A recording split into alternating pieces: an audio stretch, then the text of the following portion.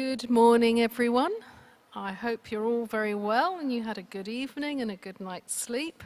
It's my pleasure to welcome you all, a warm welcome to you all, for the plenary session on the last day of the APAN Forum, and this is about understanding loss and damage in the Asia-Pacific region.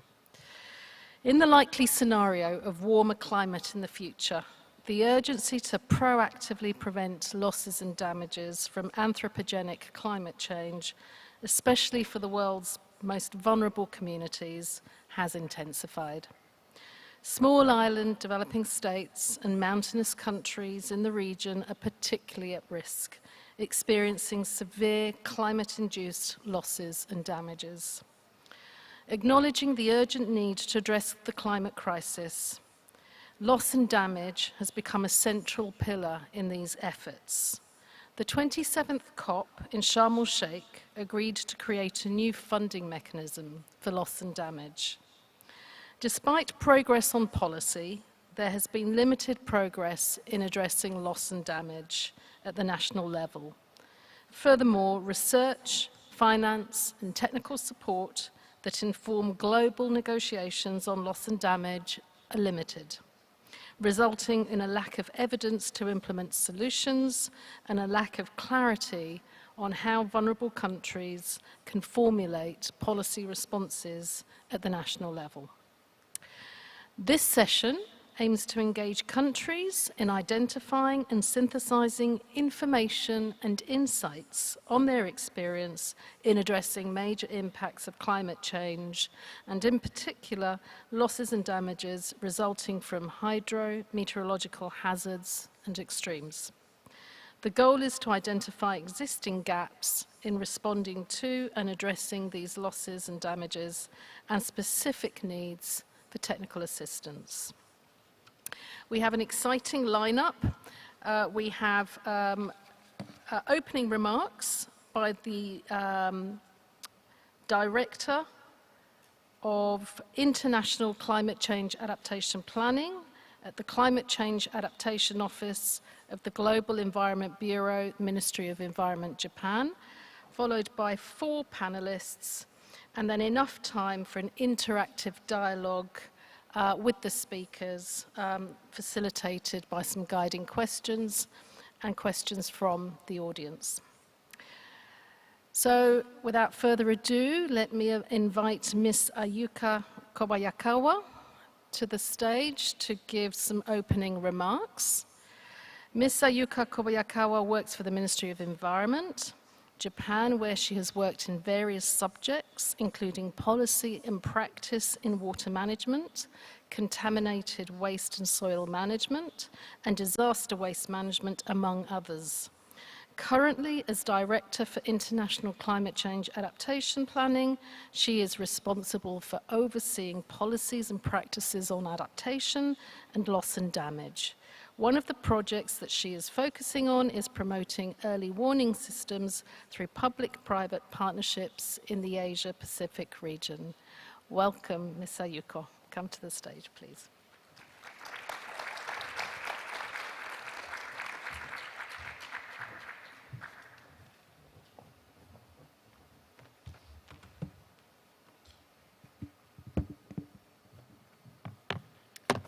Thank you for your kind introduction. I'm Ayuko Kobayakawa from Ministry of the Environment, Government of Japan. I'm very pleased that the 8th APAN Forum is held as a major regional event that, that attracts many experts. Thank you. And stakeholders.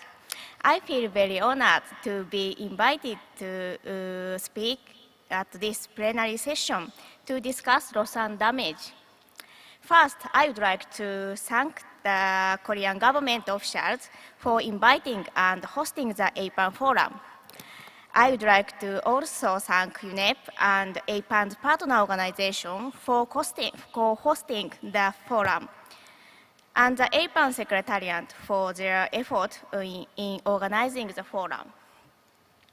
So, Japan has supported APAN and the Global Adaptation Network an umbrella network that bring together APAN and other regional networks since its inception.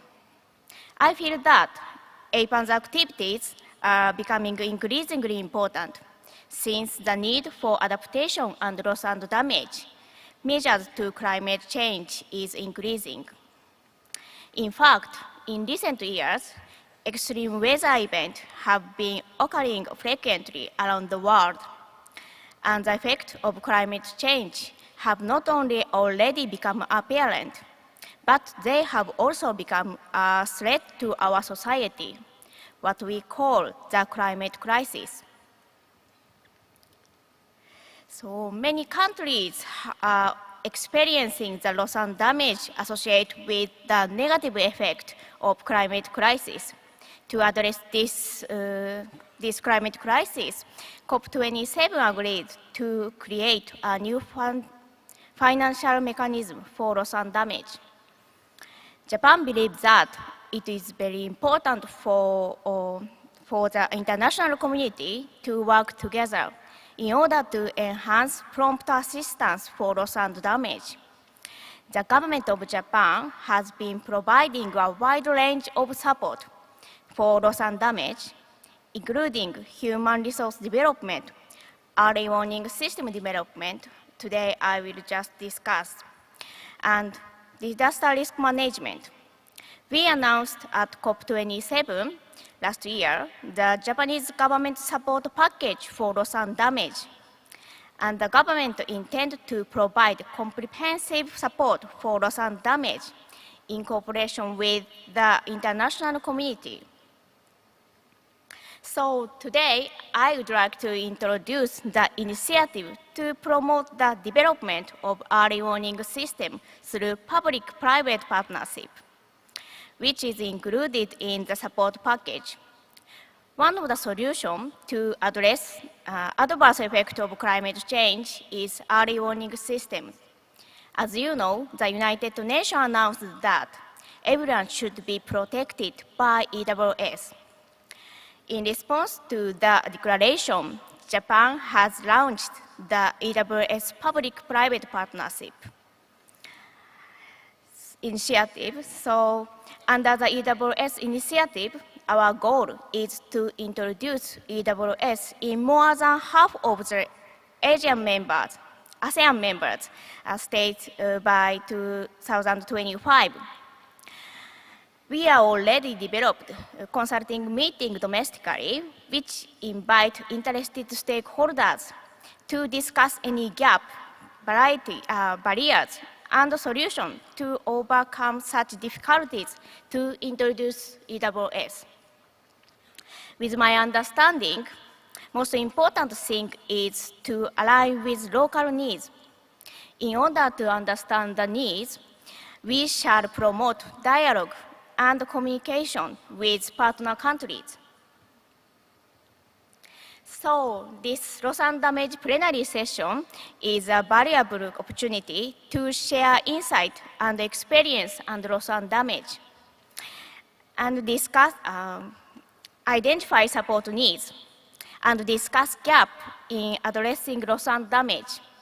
I hope that lively discussion will deepen our understanding of loss and damage, measures and advance our effort. Thank you.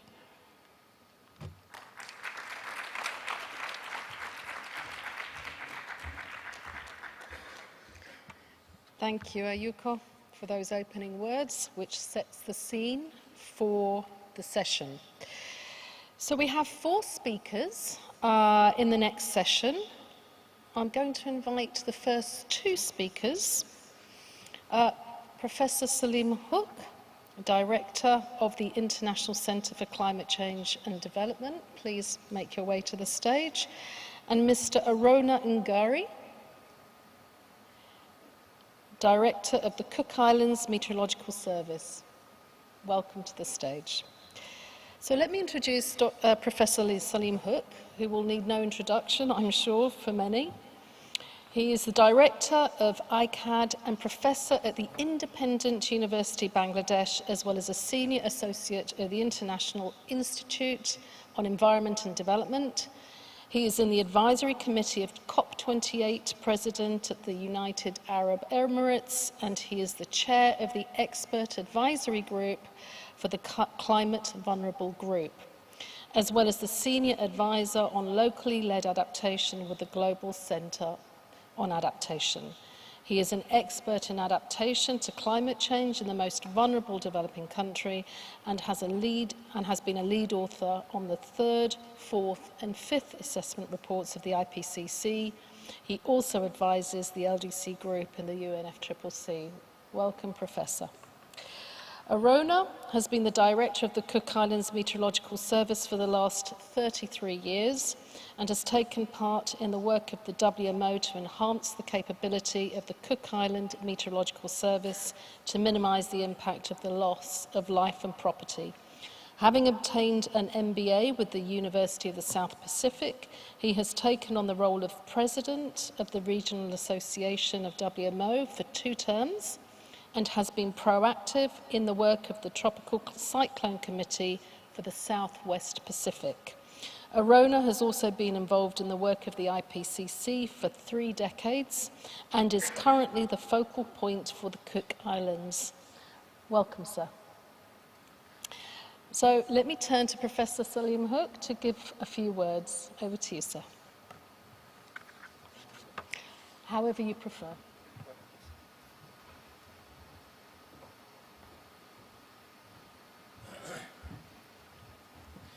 Thank you very much, Jessica, and good morning to everybody.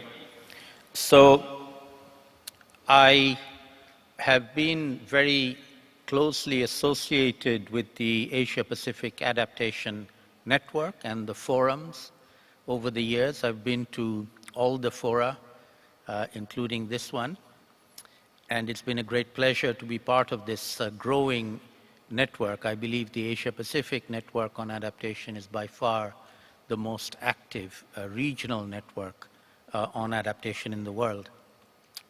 But I would say that this particular forum at this particular time is not like previous fora. We have just crossed in the last month of July the hottest month the world has ever seen. And as the UN Secretary General Antonio Guterres has described it, we have entered the era of what he calls climate boiling. I call it the era of losses and damages from impacts of climate change. They have started, they are happening. If you watch the news every evening, you will see something happening somewhere. A flood, a wildfire, a heat wave. In fact, here in Korea, just a few weeks ago, they had a flooding incident that took a number of lives. This is now the new normal. So in this context, I feel we have to rethink what we define and understand adaptation to climate change to be. And in my view, we should redefine it as minimizing the inevitable losses and damages from climate change. Adaptation does not solve the climate change problem. It just minimizes the losses and damages. There will always be losses and damages, even with the best adaptation. But if you do good adaptation, you minimize those loss and damage, and then you have to deal with them. Which means that in our work on adaptation from now on, I believe we need to add loss and damage to adaptation in a nexus approach. The nexus being we adapt to minimize potential impacts of climate change, but when they happen, we then have to move immediately into addressing those impacts, which we call loss and damage. In the climate change jargon, we have created 2 different terms. One we call adaptation, the other one we call loss and damage, but they're effectively the same thing on either side of the impacts happening. Before the impacts, we adapt. After the impacts, we address. And that's what the UN Framework Convention on Climate Change decision last year in COP27 agreed to do. All countries agreed to set up a new fund to address loss and damage. And in fact, the Transitional Committee is meeting in the Dominican Republic right now as we speak for their third meeting. They have one more meeting before COP28 in Dubai, where we hope that this new loss and damage fund will be created. So let me close by just giving an illustration of this change in lens by which we look at things. And I use the topic of climate migration to explain it. In adaptation terms, we try to adapt where people are living. We try to help them to adapt where they are living. But at some point in time, adaptation is no longer possible. Once the land gets inundated by the sea, there's no more adaptation options left. People are then forced to move. Now, from an adaptation lens, we can think of that as secondary adaptation. Help them relocate somewhere else, maybe go to the nearest city or go somewhere else. That becomes a second order adaptation. The first order adaptation being adaptation in situ, where people are staying and living. And then second order being recognizing that they will not be able to continue there forever. There's a time limit on when they will be able to live there and have to move. Make them ready to move so that when they have to move, they are able to move. So we have two phases of adaptation. The first phase being helping people where they are. The second phase being helping them once they move. Now, if you turn that coin around and look at the other side of the coin, from a loss and damage perspective, the displacement that people are suffering from the impacts of climate change is a loss of livelihood. People are losing their livelihoods. And under the loss and damage framework of the UNFCCC, under the Warsaw International Mechanism, there is a task force that works on displacement of people due to climate change. And so displacement becomes a loss and damage activity as well. It can be adaptation, but it certainly is loss and damage. And so depending on what lens we look at migrants through, it is either loss and damage or adaptation. Adaptation has to be proactive for it to be considered adaptation. Loss and damage will be reactive once people lose their livelihoods. And the final comment I'll make is that in the UN Framework Convention on Climate Change, the terms climate migrants and climate refugees do not exist. We have no definition for that. We have no agreement for that. What we call these people are people who are displaced because of the impacts of human-induced climate change. And increasingly, we are finding that the numbers of people that we can attribute to being displaced because of climate change are growing very, very fast, and we have to take that into account. So the post-8th APAN Forum has to take loss and damage as well as adaptation into account. Thank you.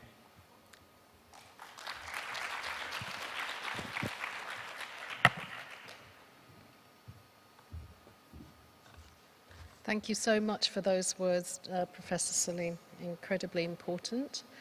Mr. Arona, I invite you to take the podium.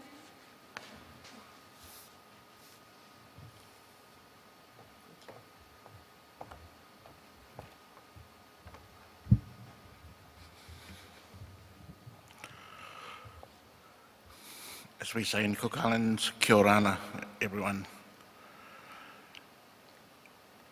May I just offer my gratitude to the Secretariat of APN for inviting me here, really to bring the perspective of small island developing states from the Pacific Islands in looking and addressing loss and damage. Cook Islands, if you're not aware, is in the middle of somewhere in the Pacific Ocean. Why I say that is because it's been flanked on the east by the Americas and then towards the west by Asia. Fittingly, how the professor has made the note that adaptation is not an option for some. And unfortunately, that is true for Pacific Islands. Cook Islands, with 240 square kilometers of landmass in an ocean of 2 million square kilometers, certainly paves the way that loss and damage is a concern. With the concern of sea level rise, the concern of acidification, the concern of high frequency of tropical cyclones and rainfall, as well as temperature in the next decade, in the next century, becomes a concern for our generation now and the ones to come. And we have tried our best in the conference of the party meetings to get the message across of how we can alleviate these losses and damages in small island states. As countries or small island states that contribute a great deal in terms of removing carbon with our huge ocean, we are so at the demise of others that cannot come to make some compromise how we can make lives easier. It's a concern, but we just have to live with it. And I think the perspective from us is that we come here to share knowledge, and hopefully we can pick up one or two things from this kind of forum so that we can take it home and learn something from it. But I appreciate also the work that has gone in finding ways of bridging the gap to find some sustainable way of life in areas or in countries like ourselves to make sure that we prosper like you here in Asia. The climate conditions of Cook Islands are also similar with Pacific Islands, that now and then 4 or 5 years there's a high risk of storms, hurricanes, tropical cyclones. That's normally is driven by the El Nino ENSO, in which our large ocean is being utilized to monitor, let alone issue warnings for the globe. So it's a happy story in terms that we can protect we can make heed of these warnings, but it's a sad story on the long run that we'll be missing out on the sustainable growth and sustainability of lives and properties in our vulnerable islands in the Pacific. So we certainly agree that we have to share our information, our knowledge to find a way forward. Although I take more pride in contributing to IPCC, while our politicians take it across to the Conference of the Parties. The aim there is that the evidence being shown by IPCC is certainly a sure concern that climate change is a reality, and that we just had to find a way to cope with these things, because we don't want loss and damage to dictate over what we believe in having a good future, both for this generation and the generation to come. Thank you very much.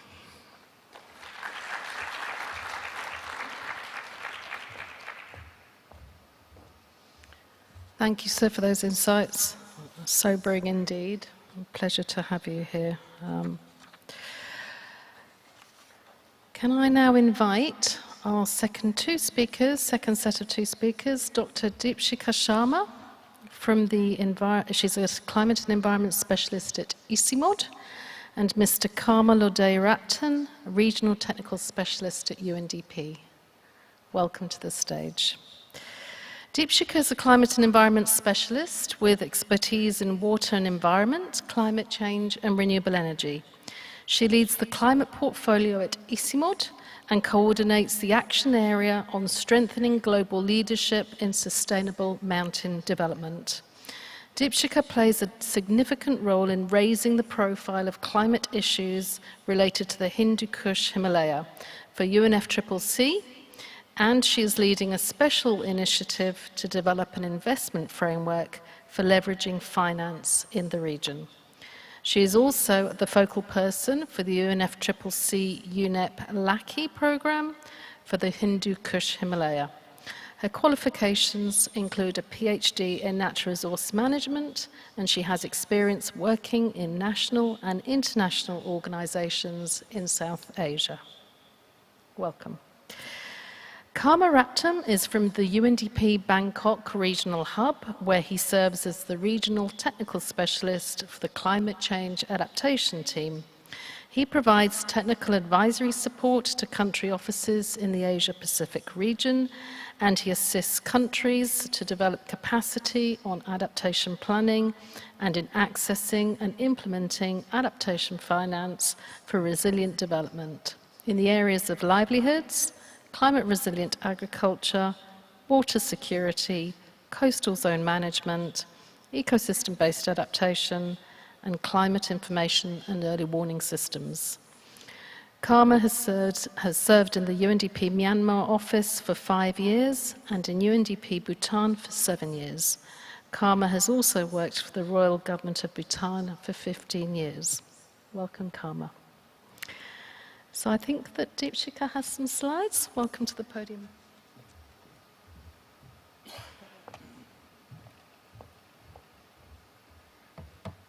Thank you. Thank you so much, Jessica, for that very nice introduction. And it's my pleasure to be here at this forum and especially at this and talking about the Asia Pacific, the issues related to climate and loss and damage. Without any further delay, I'll start my presentation with the slides. So as we can see, the main issues related to, and I'll be mainly touching upon more on the physical aspects today, our multi-hazard environment, climate change and variability. There are many upstream and downstream linkages, connectivity and governance issues related to climate change. And this data is quite backdated, I would say. But if we do recent analysis, I'm sure we are going to get these number of disasters pictures vis-a-vis number of deaths and economic losses in a very different dimension. And we also need to find out these gaps and these data based on the analysis where we include the impact of climate change. If we see in the HKH, the climate context, I would say especially in the mountains, it will be more than the global mean and more rapidly at the higher elevation. And even in a 1.5 degree, we see that the warming will be higher in the Hindu Kush Himalaya region. Now, this is just a pictorial view of the changes, if you see, of the glaciers from in the past almost 40 years, right? So 1982, then 1996, then 2008, and then it is a glacial lake, definitely leading to GLOF. We have a lot of climate extreme events in the region. We have GLOFs, we have flash floods, we have landslides. There is also drought, which are increasing. If you see these changes based on the construction, there is again a kind of chronological dimension to it, and see the change here.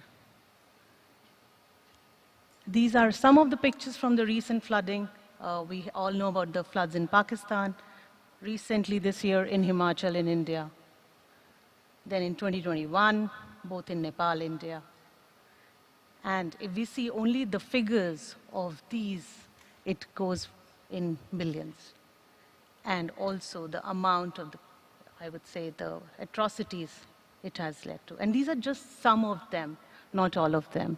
Now, as other distinguished speakers were mentioning, and also in the sessions in the past 3 years, past 3 days, I've seen that there's been a lot talked about in total.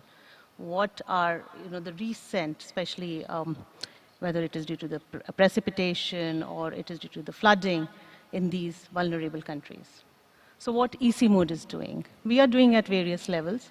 First, in the base of the transboundary risks, what we are trying to do is we are emphasizing a lot on studying the state of cryosphere. We are going to monitor in terms of increasing our capabilities and monitoring the snow and permafrost, the changes across the region. Then also what we are focusing is on the localization of early warning systems.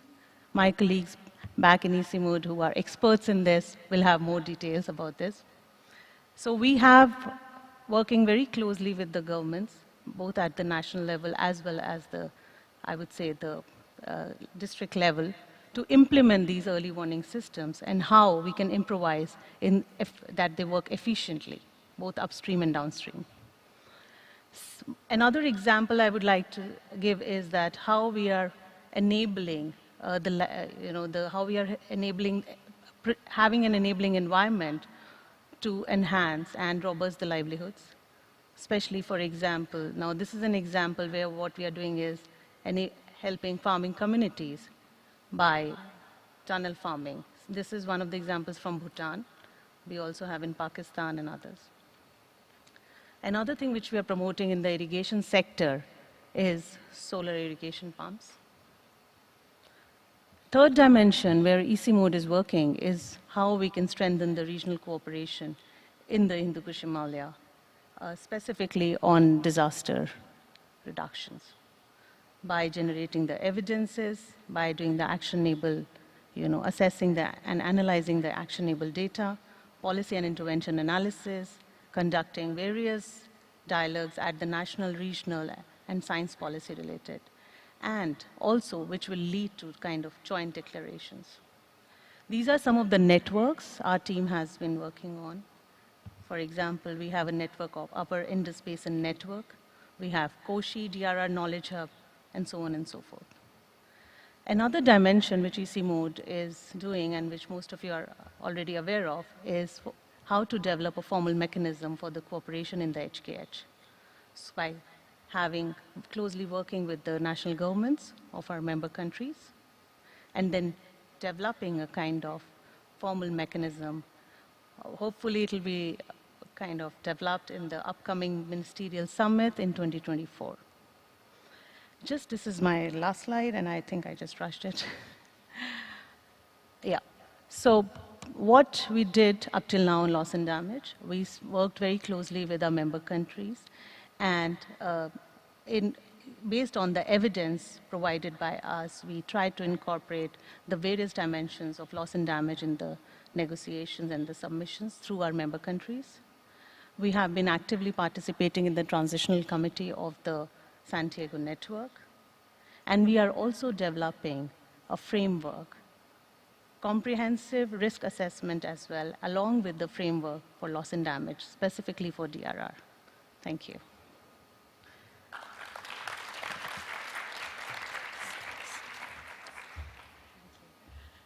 Thank you very much.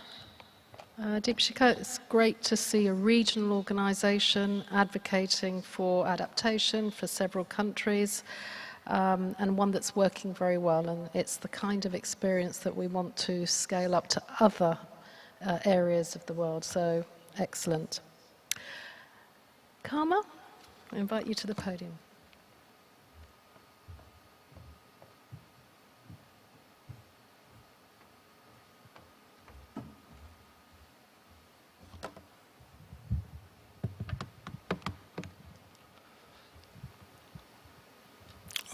Very good morning to all the participants present here, and thank you very much, organizers, for inviting UNDP to speak at this plenary event.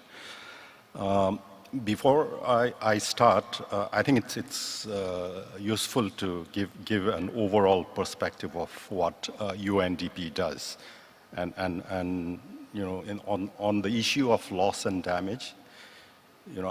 I think the topic of loss and damage came into the UNFCCC negotiations for the first time in 2007, if I remember correctly. And I think since then, I think it sort of lost momentum, but later on, I think around 2013, 2014, then it picked up momentum again. And, during the course of this period, I think, a lot of things have happened.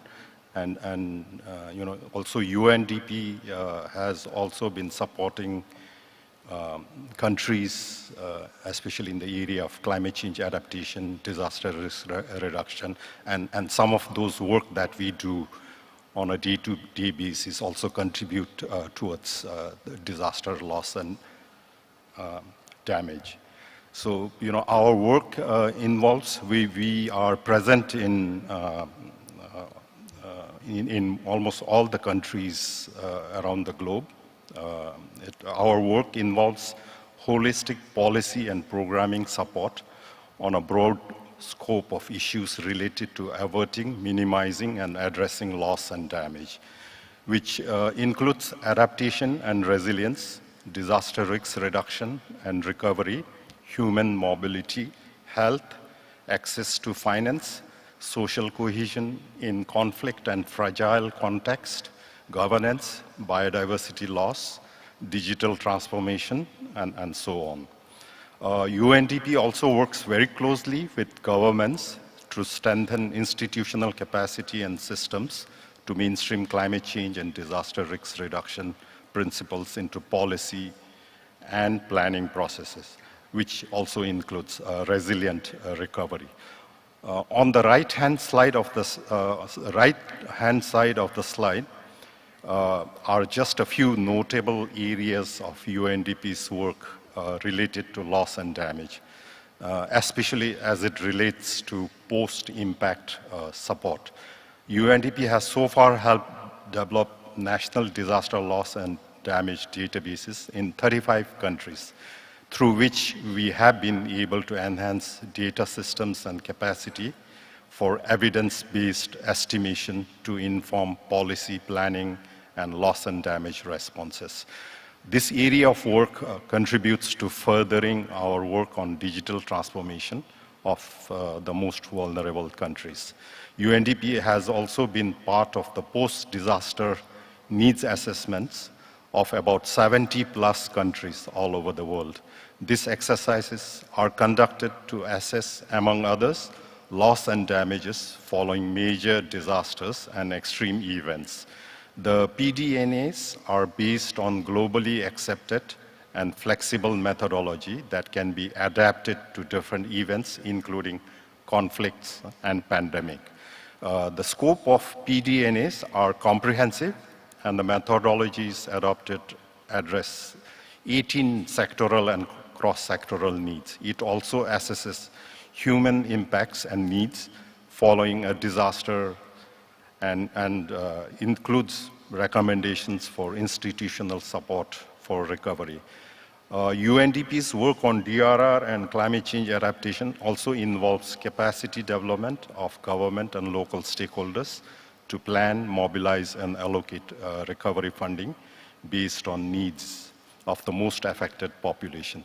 The recovery funding is usually met through a mix of international as well as those aligned with the development budget of the government.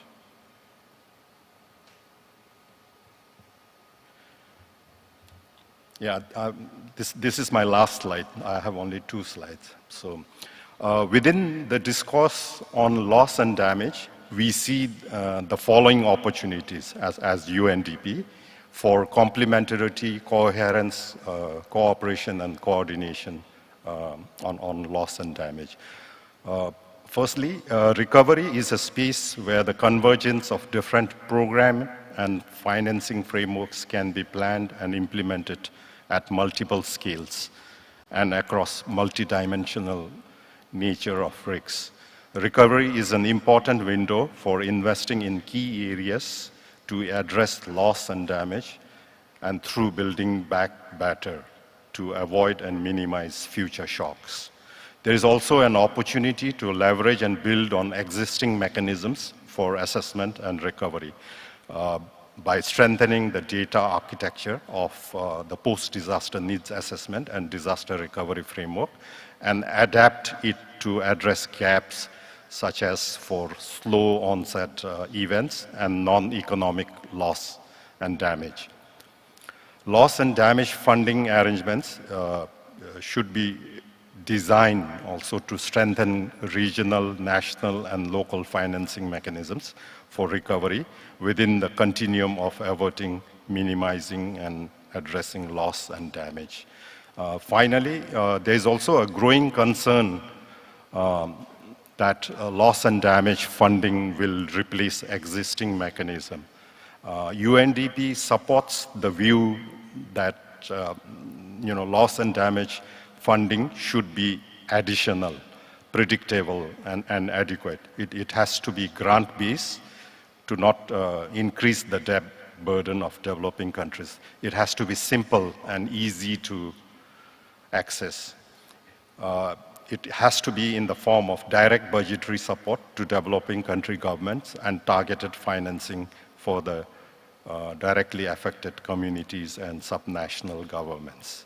It has to be need-based and appropriate to differentiate national context and not a one-size-fits-all kind of fund. It has to also be integrated and consistent with the national sustainable development priorities of developing countries. And finally, it has to be aligned with planning and implementation timescales that range from short to long-term, decadal timescales to address the different timescales of climate events and development processes affecting developing countries on the ground. So I'll stop here, and I'm happy to take any questions later on. Thank you. Thank you.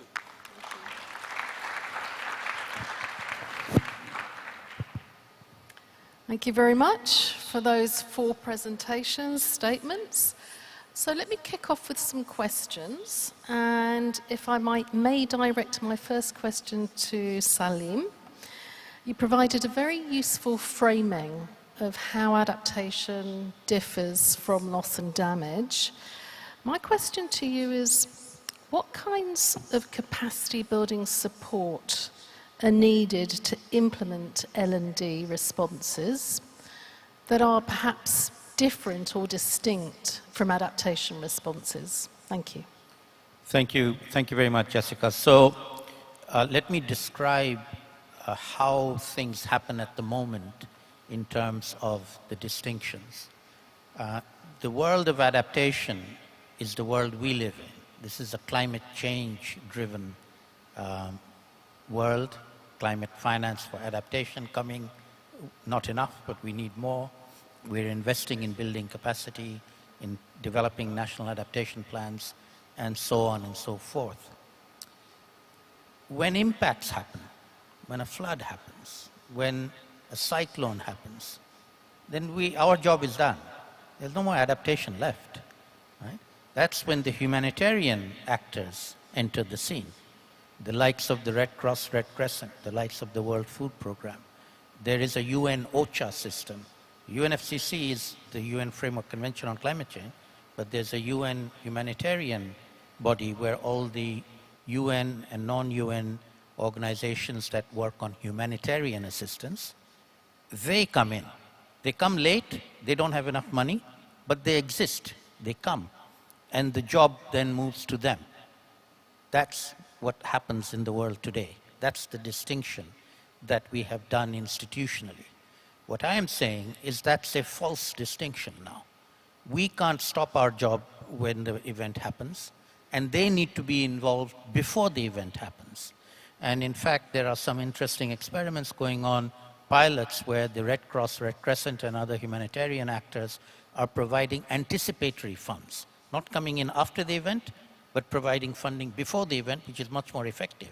$1 spent before the event will prevent a lot of impacts, whereas it will cost $10 after the event to come and help people when the event has already happened. And so what I'm arguing for is that this existing distinction that is there already needs to be merged. We need to be working with each other. The adaptation world, us, work with the humanitarian world. The humanitarian world needs to work with us. And we need to have a segue from adaptation to addressing loss and damage without us having to stop adaptation. So in my center in Bangladesh, we run courses on locally led adaptation. We've been doing this for many years. As of this year, we've changed the name of our course. It's not just locally led adaptation, It's also locally led adaptation and addressing loss and damage when loss and damage happens. So the adapters have to be ready to face the impacts of climate change when it happens, and then become active in addressing loss and damage. Okay, so it's actually a very fuzzy line. It's not a clear distinction. Some things are. A cyclone is very clear, but other things can be slow. Droughts are very slow. And so we need to be much better at understanding first, and then preparing ourselves to continue doing adaptation as much as we can, as fast as we can, as usefully as we can, but knowing that there are limits to adaptation. We will reach those limits, and we have to be ready for those, when we reach those limits, to segue into addressing loss and damage. So it's not as if our job ends when the impact happens and then somebody else comes in to help them. We can't afford that. Indeed. Thank you very much for those insights. I want to turn to the second question, to Mr. Arona. You've worked for 33 years in the Met Services. You've probably seen a big improvement in early warning systems, both in your country but also in your region. I just wanted your perspectives on what technical and knowledge gaps take priority in the Cook Islands, in the Pacific region more widely, from your perspective. Where are we at now, and where are the main knowledge gaps? Thank you, Jessica. The role that Pacific Island play heavily rely on our assets, which is traced back to traditional knowledge. A lot of the warning system has been based around those concepts. Unlike in Asia, where technology steps in to cater for an early warning system, we are still behind in terms of technology, mainly because of the lack of communication assets that's circulating within the region. The encouragement from us is that there are some plans being put in place by certain platforms, and this is through the work of the World Meteorological Organization, in deriving themes like warnings for all, as well as the Weather Ready Pacific that has just been implemented a couple of weeks ago in Nandi, to find how we can actually incorporate these as part of our early warning system. But on the long run, in terms of our loss and damage, I feel that we still have a long way to go. That's why it's essential for us that we voice our concerns in any fora that we can attend, really to show concern, and hopefully the gap between stakeholders can be bridged so that we can go forward as one voice to support our concern. Thank you, sir, for those insights. Let me turn to Deepshika. You work for ICIMOD. ICIMOD has been around for 40 years. You've done a lot in terms of regional integration. You've done a lot in terms of developing knowledge, data in the region. I just wanted also your perspectives on what the knowledge gaps are in the region, and what are the most effective ways of addressing those knowledge gaps? Thank you. Thank you, Jessica, for the question. So I think one of the important is that, just to mention, especially since ICIMOD is working for the mountains, the first comprehensive assessment for HKH was done only in 2019, which was published. And just to show the, the difference in what we see is that even in today's scenarios, when we are in 2023, there is a huge and humongous gap in terms of the knowledge and the technical data as well. There is a gap in terms of assessing these glaciers, these melting of ice, which I've shown you over the years now. And if I see AR6, as I've been mentioning for quite some time now, it's almost, I think, after 20 years, the mountain chapter was published. So there is a huge disconnect between the upstream and downstream. It is very important to build these gaps in terms of not only knowledge or evidence or technical gaps, but also on the policies gaps. Also how we can, see from the other regions and other ecosystems that how we can probably learn a lot of lessons from, what is, I would say, which already exists in terms of the policy coherence and in other ecosystem and how we can take it up to the mountains. So there is a huge gap which with our first assessment, now what we are trying to do is going into the thematic assessments. So this year we did a specific assessment on cryosphere again, and now we are in the phase of having the science policy dialogue and forums around it to propagate it and to have policymakers and decision makers around the table to understand that how we can take it forward. So there is a gap in the field of monitoring of cryosphere, permafrost, then how it is affecting the downstream. Similarly, if I would say, on livelihoods aspect, how we can strengthen the value chain of the economies in the mountains, especially in the rural areas. And what Professor Huck was mentioning, it has not been studied, the gap. What is the adaptation amount which is required? What could be the loss and damage? And these are some of the very important data sets which is needed. So just some of them. Thank you. Thank you very much. Karma, a question for you. You mentioned in your presentation about the opportunities for improved governance through the loss and damage agenda. I would like to turn that around and ask you, what governance structures at the national level would best support inclusive loss and damage? Over to you. Yeah, thanks a lot for that important question. The loss and damage database is based on the demands from the government. So obviously, it's of national importance, and then we support countries which request us for support. And there's an open AI platform called Disinventor, which provides the platform to establish national loss and damage database. So essentially, the basis is this platform, and then it's adapted to the needs of the national government. And we usually work very closely with the National Disaster Management Authority, which has the mandate to coordinate all the activities at the national level.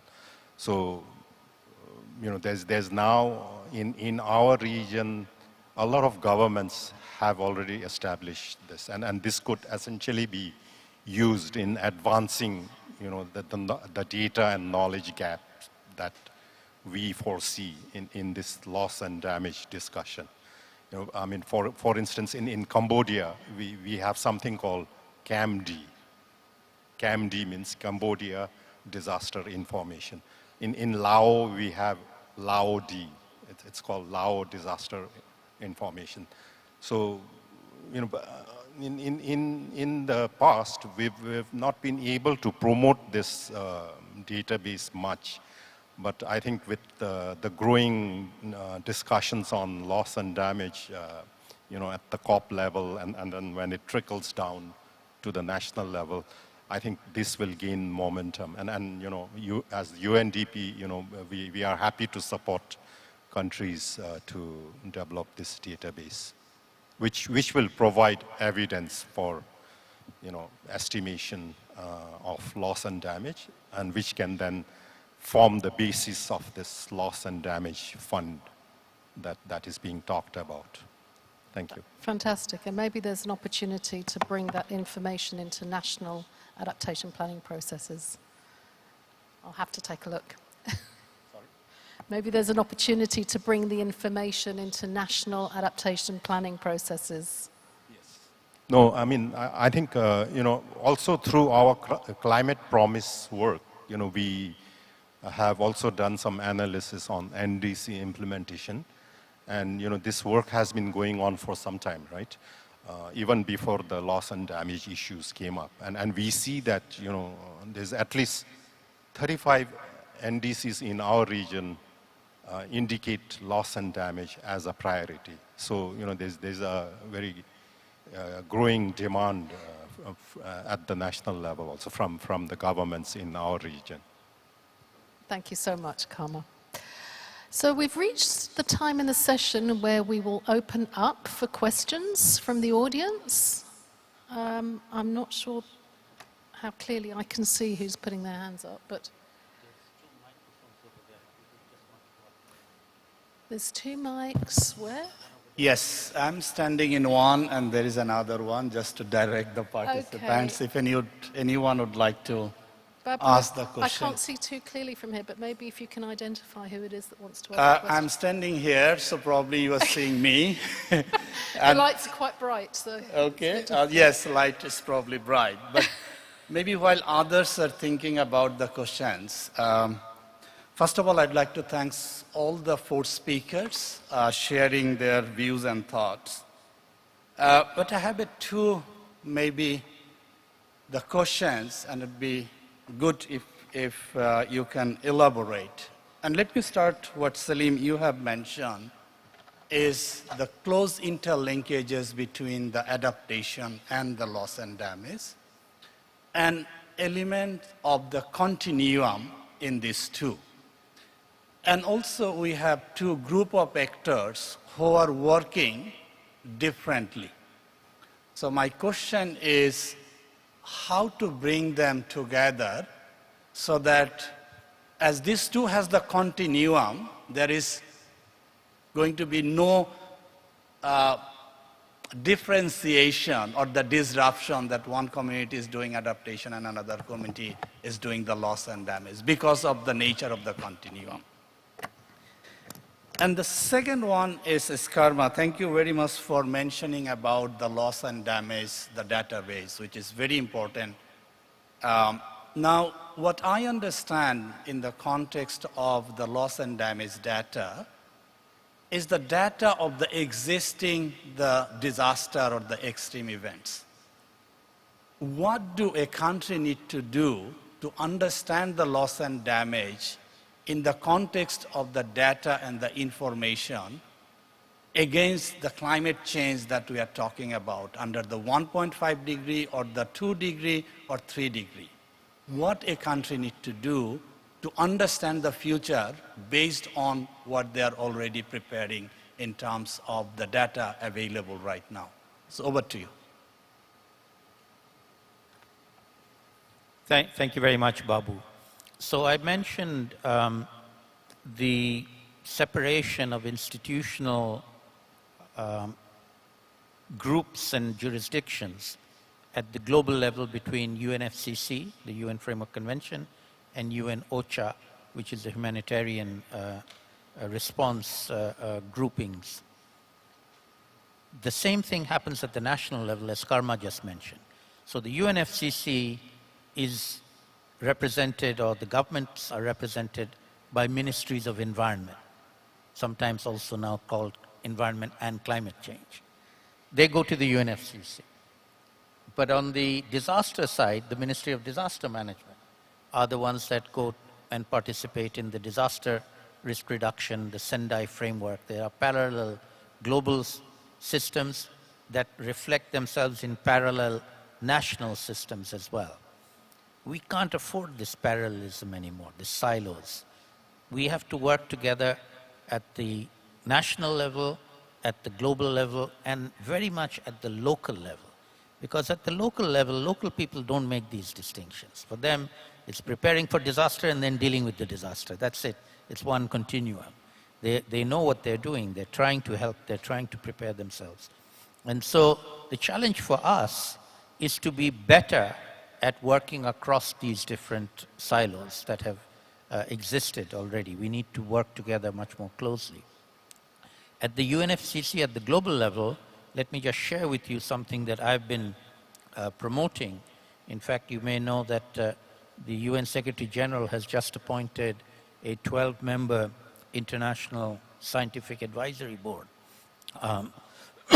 with 5 UN chief scientists and 7 outsiders, and he's invited me to be one of the members on climate change.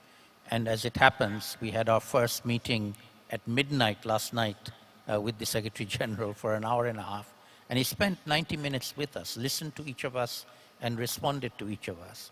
And the point I made is exactly this. I said you have UNFCCC, Transitional Committee setting up a loss and damage fund, hopefully COP28, and then you have UN OCHA responding to the events that are happening right now. There are events happening all over the world. And this cannot exist in parallel. You have to bring them together. And I advised him to set up a special envoy for loss and damage under the UN Secretary General, whose mandate would be to cover both UNFCCC and UN OCHA and connect to the national government systems and to local level as well, because this is disconnected and we need a mechanism to connect them. I hope that answers your question. Thank you. Thank you very much. Next question. If you can maybe come to the mic, please. I think, Thank you. Jessica, there was a second question from Babu. Okay, sorry about that. Please, come on. I don't know if I understood the question correctly, but I think you wanted to ask about the linkage between disaster loss and damage database versus how you link it to the actual impacts of climate change, right? So I think the loss and damage database is just a tool, right? I mean, that's like where, first of all, we heard from the other panelists that there's a lack of data and information on loss and damage at the national level. I think this is a beginning. Once you have the disaster loss and damage database, that's where you start, right? That forms the basis. And, once you have a very strong database, then you can actually see the trends and predict future events based on what you have. So, in terms of long-term planning, budget allocation, and also in decision-making process, I think this tool could be very useful for national governments. And the methodologies that are employed in the disaster loss and damage databases are globally accepted, and as I mentioned earlier, it can be adapted to different context situations. So there's I think a lot of opportunity where we can sort of build this as evidence base for the loss and damage fund that is being now being operationalized, because it won't be like an open kind of fund where you can just ask and get it. It has to be like you have to apply for this, and you have to have evidence to show that there was a damage or a loss. The same way as we have to do when we access funding from GCF, especially for climate change adaptation. They really emphasize on us proposing a very strong climate rationale for the solutions that we are seeking to address through projects. So similarly, I guess, in order to also operationalize as well as access funding through the loss and damage fund, I think this tool will be very useful. Thank you, Carmine. Apologies for overlooking the second question. There was a lady at the back there. Good morning. My name is Susanna. I'm currently a graduate student at Sukmyong Women's University. I'm really happy that this is finally in the discussions. When it comes to loss and damage, in the Pacific, it's usually a very different issue, because loss and damage in the Pacific usually means that our islands are at risk of being lost underwater because of sea level rise. And adaptation helps to buffer that. My question is, when it comes to loss and damage, and when it comes to our islands disappearing, is there any works? I'm really glad that Professor Salim mentioned climate migration. In Fiji, there was an agreement before, we had some people from some of the islanders from Kiribati move to Rambi, which helped with the climate migration issue. And recently this year, Tuvalu has gone online to help address some of its disappearing islands. Is there any treaty, international treaty available in Asia and the Pacific in the case where some of our islands completely disappear for migration, because some of our islands are island atolls and moving inwards is not an option?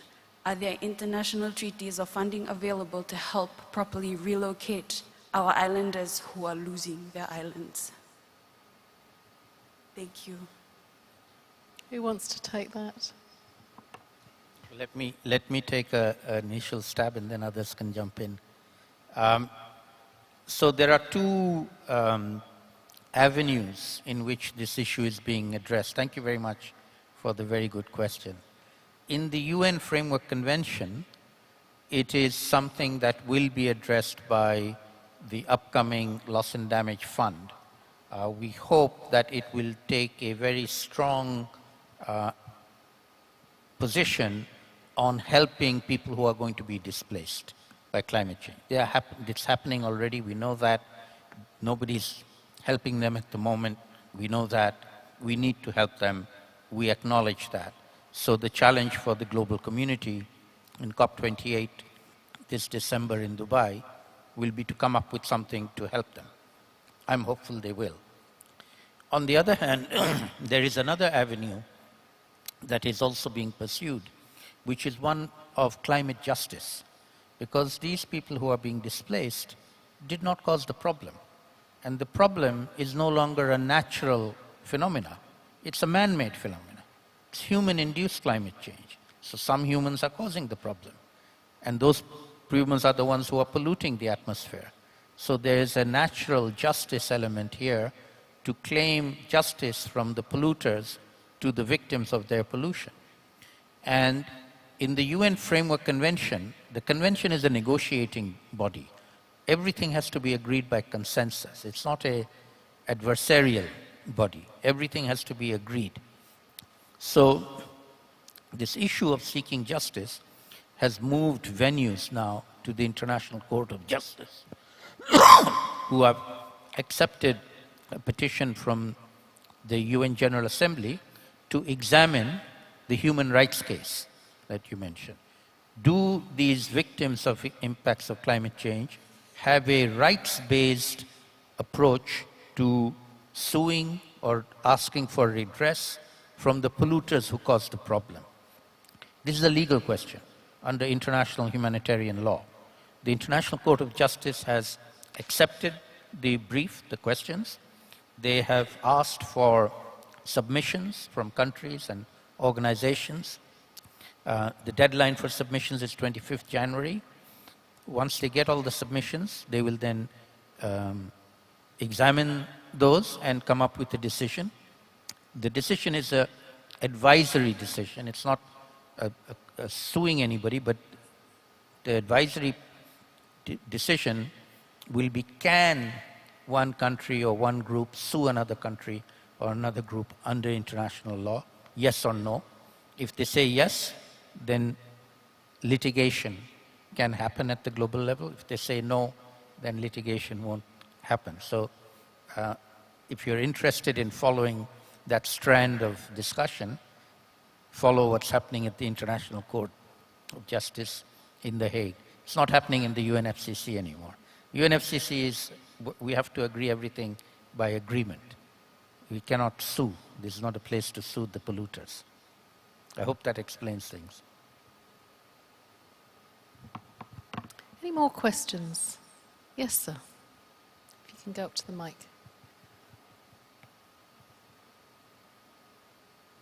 Thanks everybody for a very stimulating conversation, and I'm at the Stockholm Environment Institute, and I just wanted to check to get my bearings right. But for a long time we talk about adaptation and disaster risk reduction, very much combined.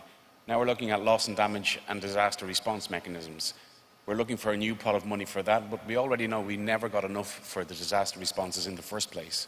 So how are we going to, and I was happy to hear your comment, Salim, there, but sorry you were up at midnight doing it, but happy to hear that you're looking at a kind of a system that could link the two together. But the fear is that with disaster response, people go in immediately to try and solve a problem, but there's never sustained funding for it. It's never a really comprehensive approach to building back better or building forward better. When you're looking at loss and damage, how are you going to sustain the income to make sure, or sustain the funds to make sure people can actually recoup the losses that they have made? And when we're talking about a system of applications for it, how are you going to make sure it's available to people living in the vulnerable communities? When you look at applications for funds, they're usually large, they're big, they go to corporates, they go to government. How are we going to get it down to the people who actually need it? And let's not create another system that makes it inaccessible and therefore kind of not really solving the problem. So just curious how we can make it work. Okay, so 2 questions there. One is sustainable sources of financing, and the second question is getting it down to the people that need it. Who wants to take that question? Okay. Thank you very much, Nal, for that.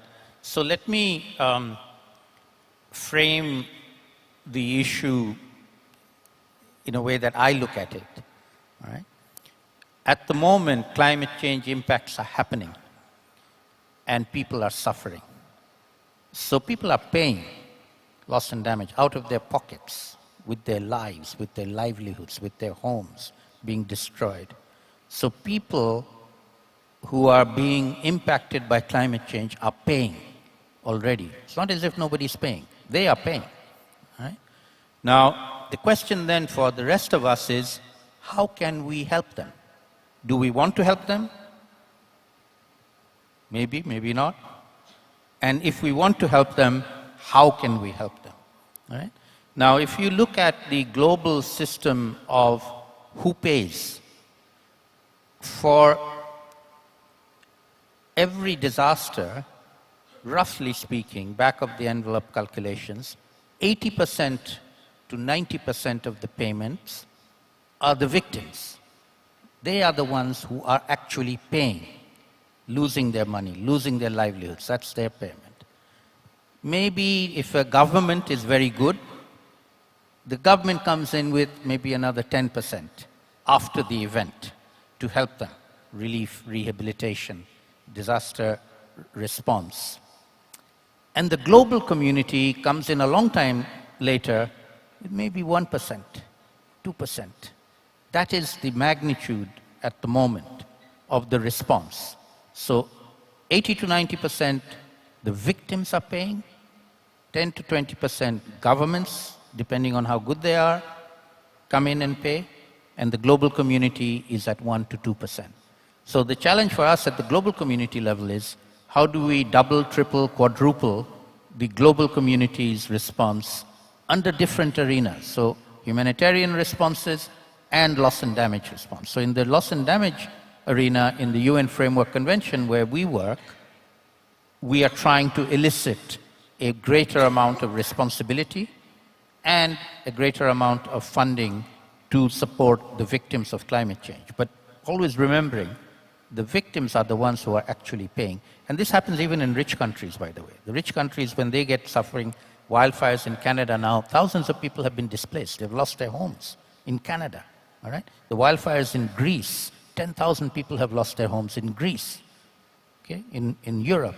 So this is happening all over the world. The victims are everywhere. Poor countries have more of them. Rich countries also have them as well. Thank you. Thank you. And let's not forget that insurance is often touted as one of those financing mechanisms, but insurance requires risks to be predictably unpredictable. So once risks become too predictable, they become uninsurable, and that's something to bear in mind. It's often touted as a silver bullet, but it's really not, once we know that these changes are coming. Okay, we've got probably, we started 5 minutes late. I think we've probably got another 5 minutes, I would say. Time for maybe 1 or 2 questions. My name is Subel. I'm a journalist with Radio Free Asia. For Professor Hawk, what do you think will happen at COP28 regarding loss and damage fund? Do you think any positive outcome? How long do you think it'll take for the fund to actually be set up? And to Mr. Arona, Pacific Island countries, SIDS, have taken lead in things like this. For example, Paris Agreement. And time and again, you have proven yourself to be a very, very effective bloc. Are you planning to do anything as such on COP28, given that Pacific Islands Forum is taking place in November in your country? Thank you.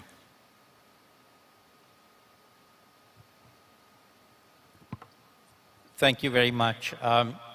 So on COP28, the incoming president of COP28, Dr. Al-Jabari, has set up a set of advisors for him as he enters the planning and execution of COP28.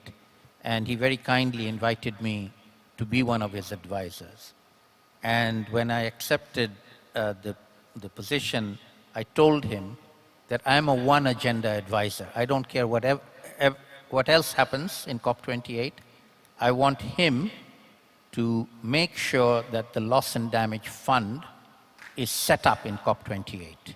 Because, you know, I'm one of the few people who's been to every single COP, all 27 COPs. And I know how they work. And they do not work fast. We have the transitional committee, they're doing their job, they're all very good people, they will do a good job. But they're going to come back and say, we haven't finished. We need another year. So COP29, COP30, COP35. You know, when the Green Climate Fund was set up, the decision to set the Green Climate Fund was taken in one COP, and it took 5 COPs for it to happen. Right? That's the speed, the normal speed of the UNFCCC process. We cannot afford that laid-back approach. We need it to happen quickly. And I told him that the only way it's going to happen quickly is if you, as the incoming president, just say it's going to happen. You want to make it happen. You force the transitional committee to come up with something to start with. They don't have to solve all the problems, but they have to start something immediately, urgently. And I said, if you fail to do that, then I'm going to deem COP28 a failure. Right? If you fail to set up the loss and damage fund, I will declare that you failed. If you do everything else well, I don't care. The loss and damage fund in COP28, make it happen. Thank you.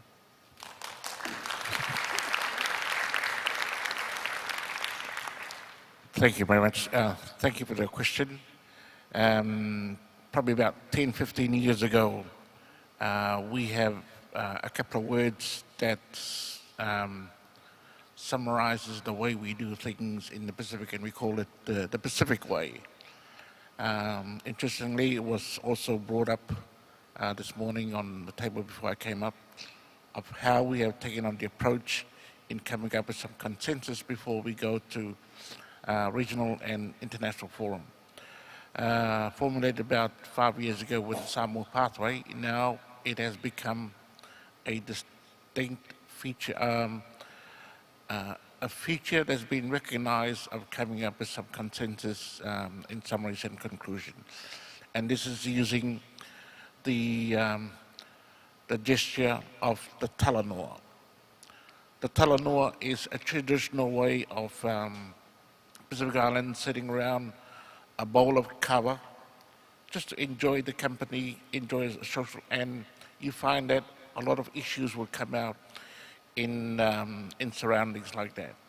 So we have taken that approach that when going to these international forums, that we formulate also these talanoas both nationally and regionally, especially with the assistance of our regional partners, stakeholders, to come up with some consolidated statement that we can take it across and pitch it then to these forums.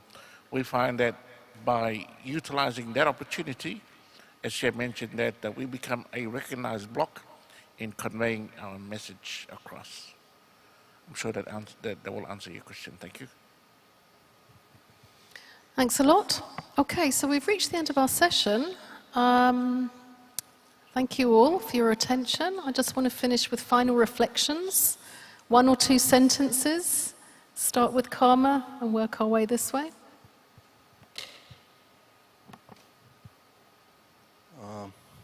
No, nothing much to say, but you know, I mean, if I mean, UNDP is part of this technical committee, which is advising the transitional team under the Santiago Network on Loss and Damage, which Dr. Salim mentioned earlier.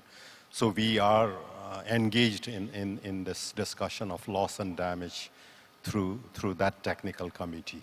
And if there are any demands from the national governments, from the countries, please get in touch with our country offices, and we'll be happy to take up your requests. Just thank you, Jessica, again. So just from EC Mode's perspective, I think I still feel that there is no limited discussions around upstream and downstream linkages. I think that is very, very important, and it needs to be strengthened. Secondly, going forward, since EC Mode is on the observer side, so we are following specifically what is happening in GGA and loss and damage. So to see where, since we just discussed the synergies and the differences between adaptation and loss and damage. So it is important to see how they are going forward together. So that is one of the, we are focusing in COP decisions.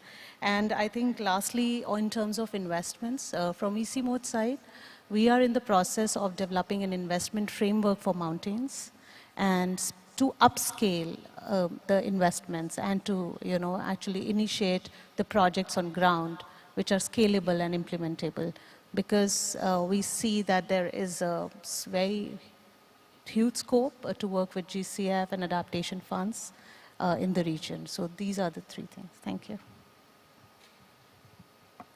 Thank you, Jessica. I think from the point of view of Pacific Island developing states, we find this that it's a concern. The concern of sea level rise, and we have been deprived of that right to enjoy life to its full content. And we should be looking at opportunities how we can be compensated that. As we have heard during this forum, that there are opportunities, and we would like to work with you to hopefully enjoy those opportunities. Thank you.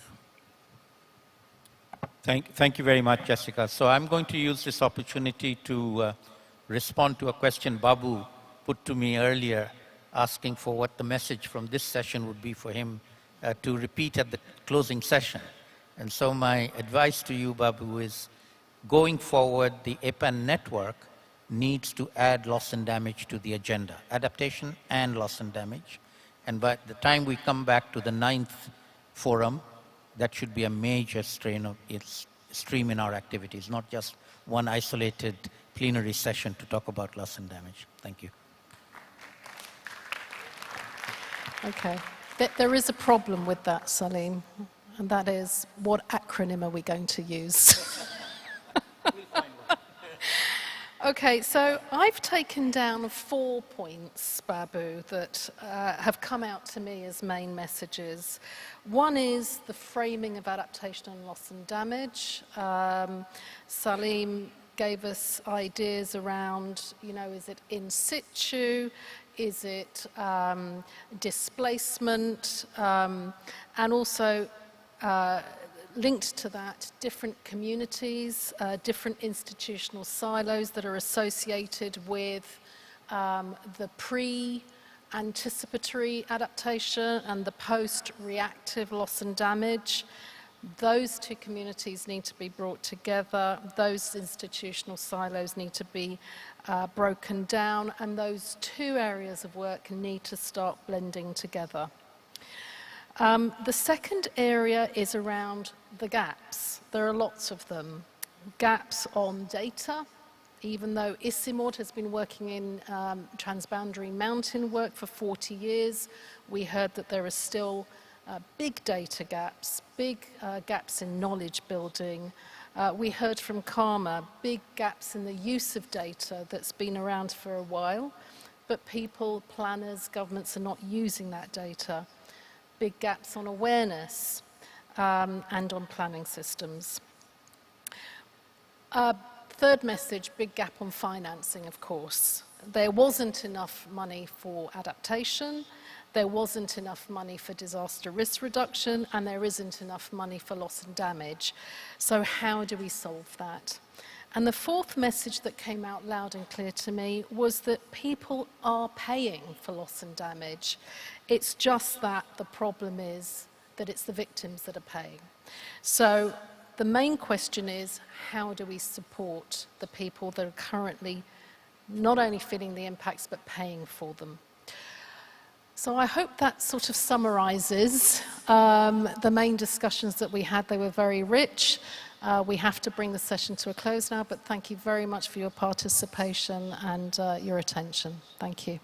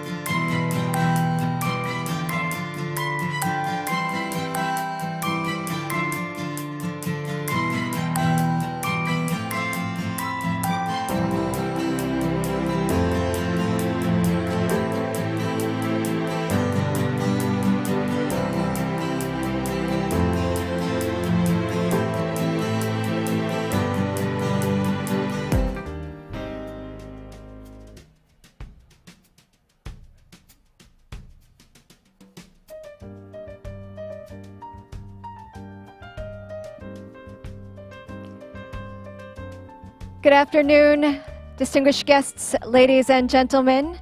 Thank you once again for your attendance. We will now begin our closing ceremony. We kindly ask you to please take your seats. Thank you very much for your attendance.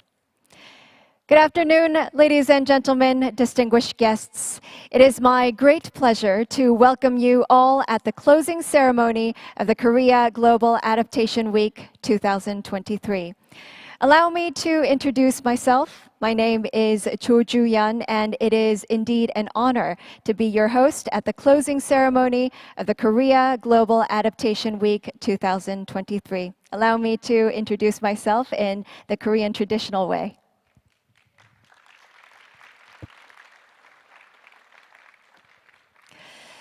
As you may all know, the Korea Global Adaptation Week is an international event on adaptation to climate change, hosted by the Ministry of Environment of the Republic of Korea, the United Nations Framework Convention on Climate Change Secretariat, the United Nations Environment Program, the Asia-Pacific Adaptation Network, the Korea Adaptation Center for Climate Change of Korea Environment Institute, and Incheon Metropolitan City. And this year, the event was notably accompanied by various conferences, including the Regional NAP Expo for Asia and the Pacific, and the 8th Asia-Pacific Climate Change Adaptation Forum, and the Global Adaptation Dialogue. And these gatherings brought together high-level officials and experts, fostering vibrant exchanges of knowledge and information on adaptation. We do sincerely hope that all of our distinguished guests and participants have had a wonderful stay here in Incheon and, of course, the rest of South Korea as well. Well, without further ado, ladies and gentlemen, first, let's welcome Ms. Inger Lacour Anderson, UNEP's Secretary General, who will be speaking on the urgency of transformative climate action. And with that, we'd like to give a big round of applause and welcome her on stage. Please welcome her with a big round of applause.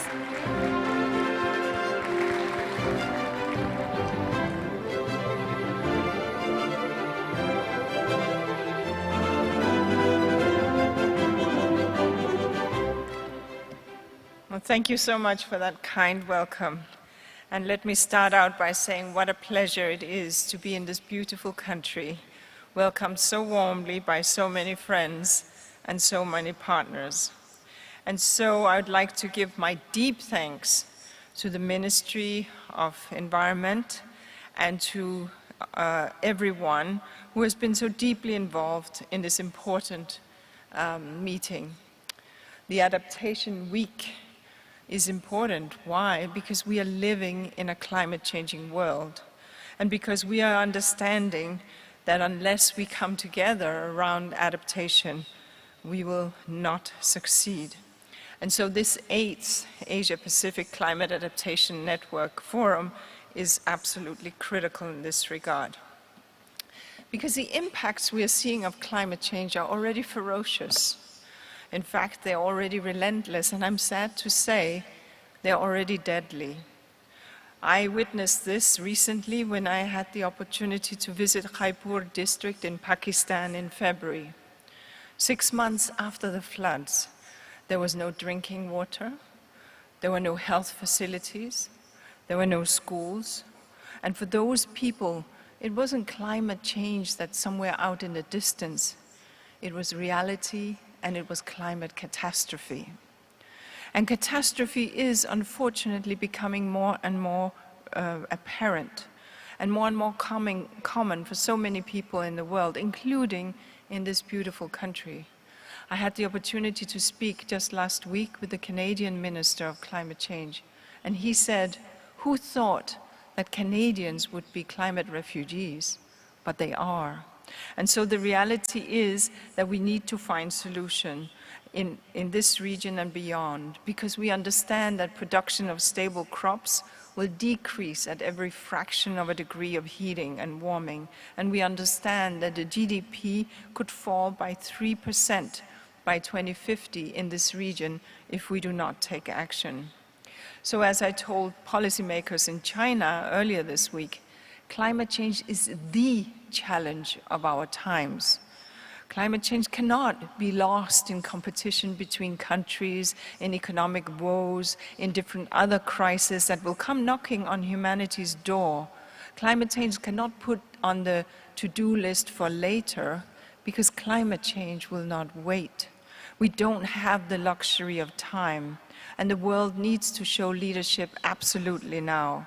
The impacts are with us now, and vulnerable people and vulnerable communities and vulnerable nations need our help now. That's why your discussions are so important, because they can help accelerate action. They can help with your cross-cutting focus on gender, on social inclusion. That strikes at the very heart of climate justice. The poor and the disenfranchised, as I said, suffer the most, and amongst these groups, women most frequently bear the heaviest burdens. So friend, as I see it, there are some key takeaways from this forum that could ramp up action, and I see 4 that I'd like to speak to. The first takeaway that I have is that we have to look at traditional knowledge in the science policy interface and in ecosystem restoration and management. The truth is that our forefathers and foremothers knew about how to manage change and how weather-related catastrophe could be managed. And it was not always with concrete. It was with infrastructure from nature. It was by being smart about wetlands. And for centuries, indigenous people and local communities have managed their lands in greater harmony with nature. They are the best and strong stewards for our lands and our biodiversity, and they have a lot of knowledge that we have kind of forgotten as we have become so modern and so urbanized. And yet we have kind of overlooked the indigenous people and local communities, so we need to go back. My grandmother would tell us all, because she came from the northern part of Norway, that if you take the little trees, which are very small when you are in north of the polar circle, and you pull them down, you will have landslides. This was what she knew. But we have taken those trees and we farm on those slopes, and then the terrible things happen with these rainfalls that we get landslides. So let's go back to some of that knowledge that we know we need to take this. We saw, for example, in Fiji, where indigenous and traditional knowledge was used as part of an ecosystem restoration and assessment, adaptation assessment, to determine exactly which native species could reduce coastal erosion and flooding. We need more of this, please. So that's my first point. My second point is that we need to rethink our food systems so that we can protect livelihoods and food security. Now, the Food Systems Summit, a stock-taking moment, hosted earlier this year by our friends in the Food and Agriculture Organization, FAO, reminded us what we need to transform in the food systems to reduce emissions, to reduce land conversion from virgin land to agricultural land, to reduce ecosystem pollution, and to build resilience to climate impacts. There are many ways to do this.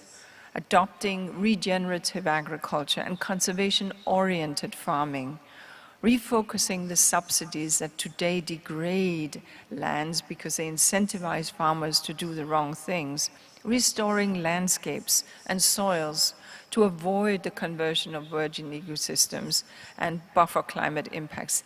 This is what we are seeing, for example, in Pakistan's Living Indus initiative as being the vision.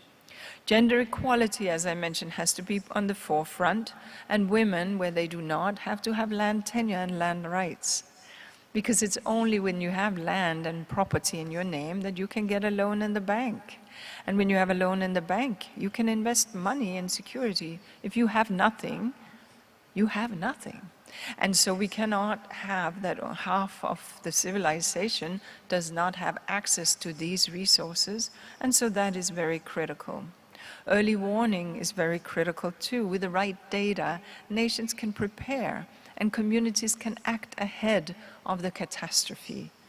In some of these catastrophic rainfalls and fires that we have had, there's been the conversation, why wasn't there enough warning? Let's be sure that those communities that do not have access can get access.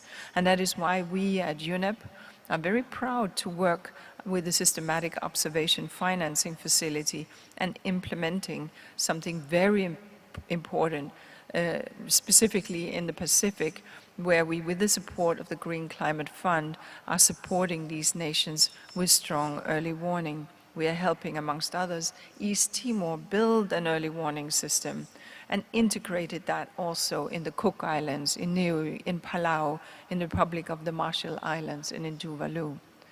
So if we make such systems available and support and reform our food systems, we have a good chance. So that's my second point. My third point is that we need to climate-proof our cities and our infrastructure. We probably thought that our cities were already resilient enough. Who would have thought that the subway in Manhattan would become rivers? Who would have thought that the water from the sewers of Seoul would become flooded? No one. Because we were not prepared for these kind of enormity of flash floods and rains. So we have to be aware that we need to climate-proof those densified areas, those areas where we are living densely, because that's where many of the deaths will happen. So we are drawn to cities and humanities like moths to the lamp. We will all want to move to cities, not all, but many of us. And so we need to understand that there will be more people coming to more cities across the world. And that means that we need to think about how we secure these cities. And so we have to prioritize urban and peri-urban sustainability, agriculture, food security, livelihoods for the urban poor. And that means to look at everything from infrastructure to housing, etc. And the Urban Shift, which is a program that UNEP is privileged to run with partners, is working in this space. Urban Shift will host its first Asia Forum later this month in beautiful New Delhi, bringing together representatives from cities in India, China, and Indonesia, and international organizations, and the private sector. So that's my second point. Let's make sure we look at the urban side too. And my fourth point is, we have to deliver finance, but deliver that with the right frameworks. Everybody here knows that adaptation finance has drawn the shorter straw, that we need to up this amount of financing that goes to adaptation. And this resource has to come from a variety of sources. It will not come alone from the public purse. And it has to come through international and national frameworks, as well as community mobilization. This forum has discussed that, and here we see the complementarity between many of the conventions. We recently, in December, agreed on the Kunming-Montreal Biodiversity Framework, and that is a building block in the pathway towards financing for resilience as well. But funding and frameworks on nature and climate require that focus on adaptation, have it fully reflected in the NDCs, and ensure that public financing can be an enabler by, for example, setting policies and price signals, by directing domestic budgets, flows, and adaptation finance through national development plans, and by redirecting subsidies from climate damaging and nature damaging practices towards nature enhancing and climate enhancing practices. And the private sector, yep, they have to play their part too. And they must look at nature as being an asset on the balance sheet, not as being some side dimension into which effluence and pollution can be cast. And so looking at that, and that's why the task force on nature-related disclosures, financial disclosures, is doing such an important job to help companies. They understand today how to disclose their carbon-related disclosures, but they are yet to learn how to disclose their nature-related disclosures. But the disclosure paradigm and construct is in beta testing now with hundreds of companies and will soon roll out. And I very much hope that many countries and many companies will take it on board. And of course, innovative financing has to be just. We have to understand that right now there is negotiations in the Dominican Republic on the loss and damage fund. It's happening as we speak. And in the upcoming COP, we absolutely need to find agreement on the structure and the way in which that fund gets operational. The UN Secretary General, my boss, Antonio Guterres, has made it very clear we should tax the windfall profits of fossil fuel companies and divert those monies to countries suffering from loss and damage. So friends, we could talk about adaptation for a long time, but I need to stop here. What I ask of you now is, as the practitioners that you are, take forward what you have learned in this forum and what you have exchanged and in this forum and in the Climate Week. And we at UNEP, I promise you, we will do the very same. As the COP28 Director General Ambassador Majid Al-Suwadi said in the Korea Global Adaptation Week, adaptation and resilience will be very high on the agenda at COP28. And this is, of course, something that we celebrate. UNEP will take what we have learned and what the entire set of colleagues have learned from this forum, and we will take this to the COP. And we will remind negotiators that the Paris Agreement is not just a piece of paper that we celebrated that night in 2015 when the gavel went down and we waved it in the air. The Paris Agreement is lives. The Paris Agreement is security. The Paris Agreement is finance. And the Paris Agreement is climate justice. And it was a promise, therefore, in Paris to deliver to billions of people who are facing these impacts, a climate hell, to protect them, to be there for them, that this one global community would not let them down, because at the end of the day, no country is an island. We are on this one planet together, and we have to live as one family. And so it is time to keep that promise and deliver climate justice for all. Thank you.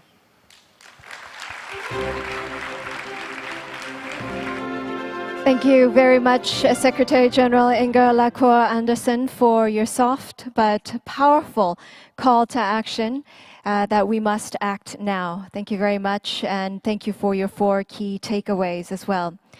And she mentioned that we did discuss a wide range of activities as well as discussion topics over the last week. And so in order to jog your memory, we have put together a highlight video of all of the activities that you have been doing over the past week. With that, ladies and gentlemen, I would like to ask for you to please turn your attention to the screen for the video.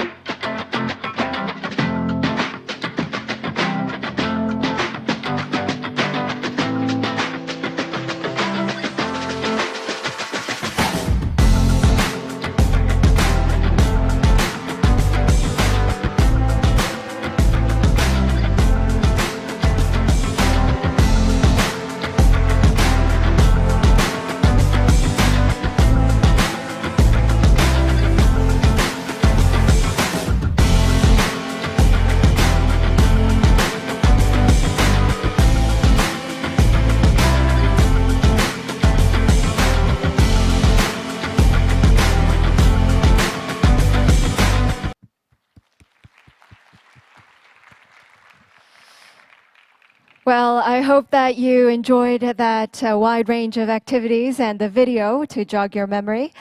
So now let us invite some co-organizers of each event for the presentations on the outcome of the Korea Global Adaptation Week 2023. And first and foremost, allow me to invite Dr. Lee Hyung-sup, the Deputy Director General for the International Cooperation Bureau at the Ministry of Environment of the Republic of Korea.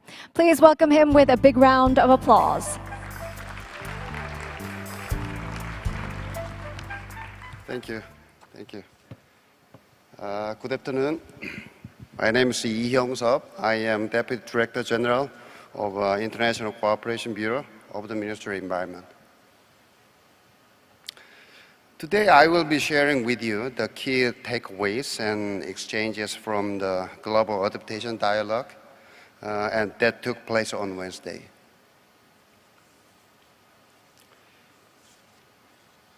So with 3 months left until COP28, we had the opportunity to engage in an open dialogue under the theme of a new era for adaptation on the expected outcomes from the GGA framework, accelerating formulation and implementation of national adaptation plans, or NAPs, primary barriers to implementation, and recommendations for COP28.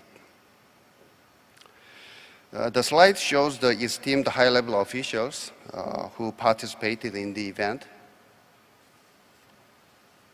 In opening and congratulatory remarks, Vice Minister Im Sang-jun urged adaptation actions for the future generations. UN Secretary General Ban Ki-moon underlined the significance of expediting adaptation and the reality of climate change. And COP28 Director General Majid Al-Suwaidi said the GGA framework should strengthen resilience for vulnerable populations.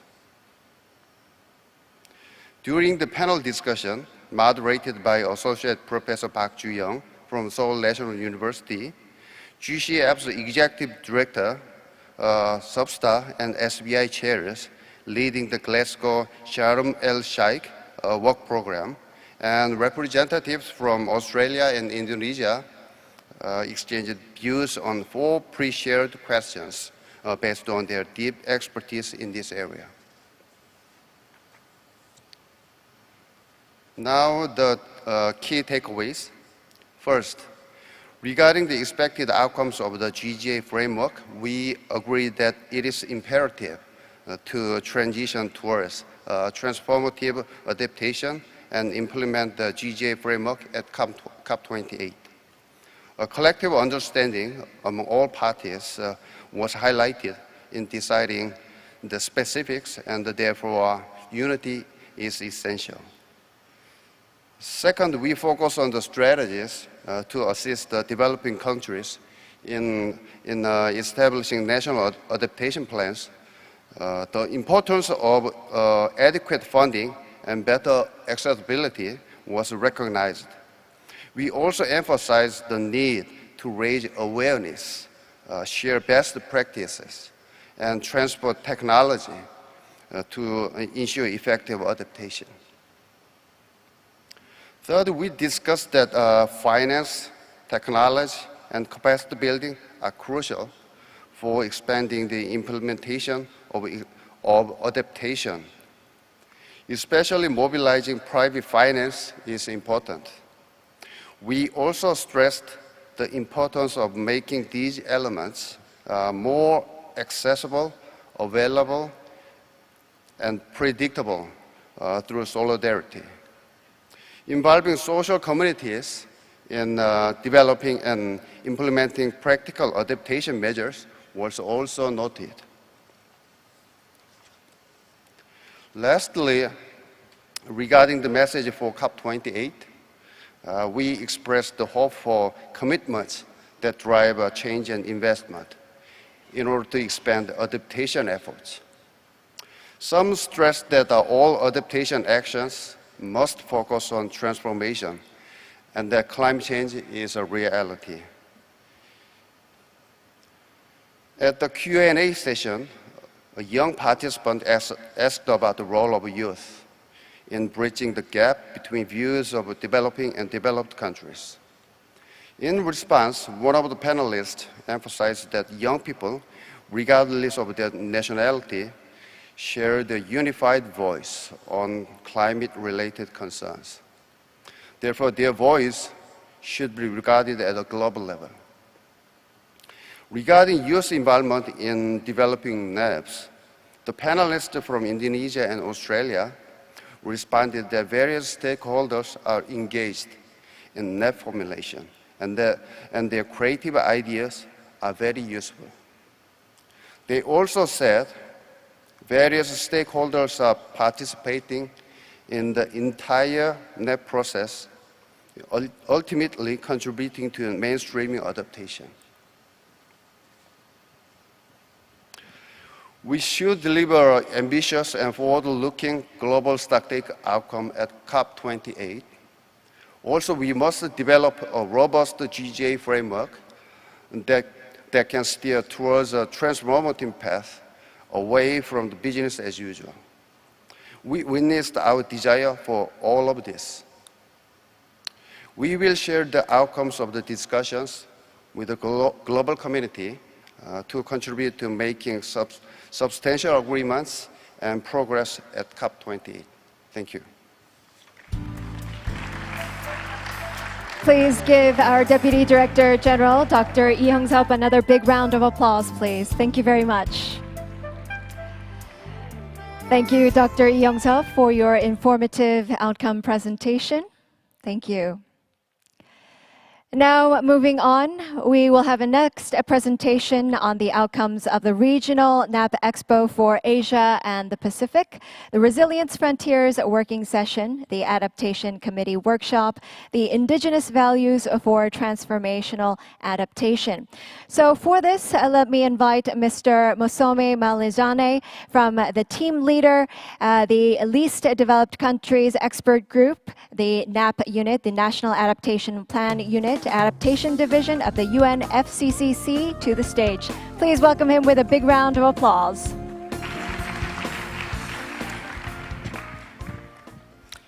Master of Ceremony, thank you very much for the invitation. And once again, I express our sincere gratitude to the government of Korea for hosting this important event here in Korea. So I will provide some quick highlights on what we captured as the key takeaways from the 4 of the 5 events that you mentioned that we had in the week. I will go straight ahead into the key takeaways. First of all, and I think as my predecessor spoke, 2023 is an important year for adaptation for several reasons. First of all, we are working towards the articulation of the global goal on adaptation, which we hope that parties will agree and define. With the global goal on adaptation articulated, it will give us a sense of direction, collective idea on where we channel our efforts together in terms of what we do on adaptation to climate change. That's the first point. The second point is that 2023 will be the first global stocktake under the UNFCCC process, where we will be looking at where we are, where we need to go, and what we need to do more. And this, again, is going to give us an opportunity to reflect in terms of what we need to do that we are not doing now. Also, another thing that came up importantly from our colleagues from the Green Climate Fund in the host city of Sondo is that the Green Climate Fund this year has adopted an updated strategic plan. And this strategic plan has a stronger focus on supporting the implementation of climate actions identified by the governments through their many instruments, the national determined contributions, national adaptation plans, and long-term strategies. The executive director just mentioned right now also that governments are also working on the loss and damage financing arrangements. So collectively, 2023 is an important year for us to reflect on how we can enhance our action and do better. The emerging climate change risks and the impacts demonstrate that we need new thinking and efforts on how we deal with adaptation.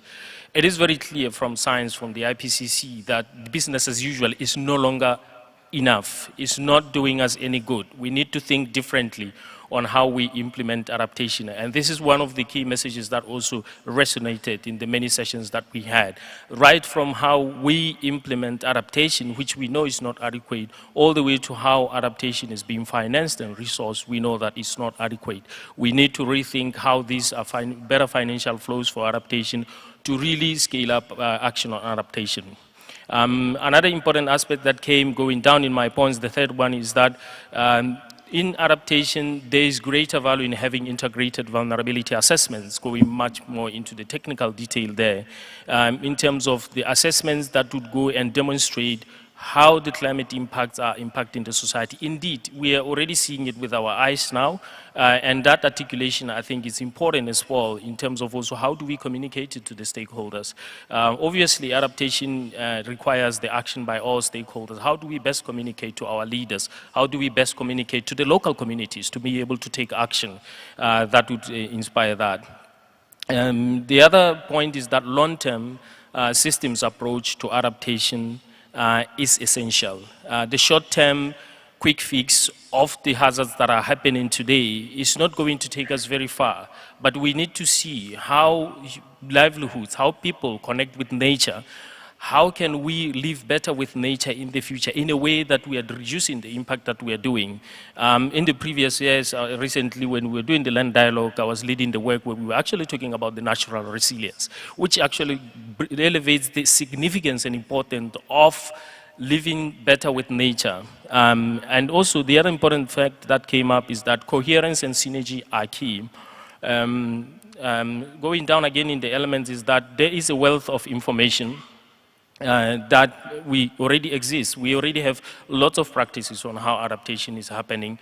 We already have experience that has happened right from the local communities all the way to the governments, and we need to leverage on that, not as if we start from the beginning. The other point is that everyone has a role to play, and this is the most important one, I think. When we look at the governments have a role to play to lead the direction and set the direction in terms of where we need to go. But the local communities as well, they are the ones that know what solutions will work and have worked over time. And they are the ones to define what needs to be done. The knowledge of indigenous peoples, we had an indigenous peoples dialogue and gallery. It demonstrated how the indigenous peoples possess and universally applicable knowledge and information that has worked over generations. How do we leverage and build on that? And also the private sector, most importantly, how do we make sure that the private sector is engaging, is taking action? Subnational authorities, financial institutions, everybody has a role to play in climate change adaptation. The importance of regional cooperation, and in fact, yesterday I had the privilege to sit with my colleagues when we were discussing about the outcomes of this event, and we're reflecting on the APAN forum in itself, and also the whole Korea Global Adaptation Week here, how it is helping us come and share together regional cooperation and open the doors on how we can collaborate and cooperate together. And one speaker, one of the previous said, they said, if you want to go far, we go together, but if you want to go faster, of course, you go alone. Regional cooperation will take us further in terms of where we want to go. And we need to strengthen systems for accessing finance. We know that we have a problem. One of the drivers for adaptation is the delivery of adequate financing. Unless we are able to accelerate how the local communities, or ensure how the local communities, the people where we need the resources at, are able to access those resources, it will always become difficult on how we deal with climate change. It is very important that we accelerate that. That's one of the strong messages that came. It can come with the many established institutions and mechanisms on how we do this, empowering the local communities. And also, many countries also express their technical needs. One thing that is important in this key is that countries know what are the entry points for the support. So if we want to support the countries, we have to ask, and then there will be support, direction in terms of what support needs to be supported. Overall, one thing that I will also cover all these messages with is that, as also my predecessor, the president, just said, we need to accelerate the formulation and implementation of NAPs. Many of the things that I'm talking about here, if we do this properly and we reiterate, we do them well, we'll be able to cover all these elements that we are talking about that need to happen very well. We need to make progress in that. And this is my last bullet, but before I can end my talk, I will take this opportunity to convey the words of thanks to Deputy Minister Sang-hyun Lee from our Executive Secretary once again and the team in the government of Korea to thank you deeply and dearly for hosting us here in the Korea Global Adaptation Week for the many events that we led as the UNFCCC Secretariat. I also wish to especially thank my colleagues from UNEP, Executive Director, your team. We have been working very well together. We sincerely appreciate that. Thank you very much. Thank you very much for that comprehensive and remarkable presentation. Thank you for the outcomes of the forum. And now, thank you very much. Moving on to our next presentation. Next, we'll have the presentation outcomes of the 8th Asia-Pacific Climate Change Adaptation Forum. And with that, I'd like to invite Mr. Mozaharul Aram, the Regional Coordinator of Climate Action, the head of the APAN Secretariat of UNEP, to the stage. Please welcome him with a big round of applause.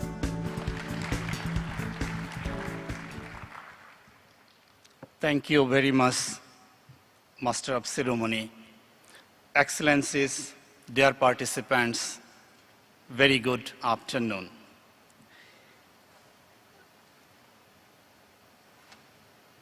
So, in terms of my presentation, is the key messages, all right. So let me start with a brief summary of the forum, what we have done.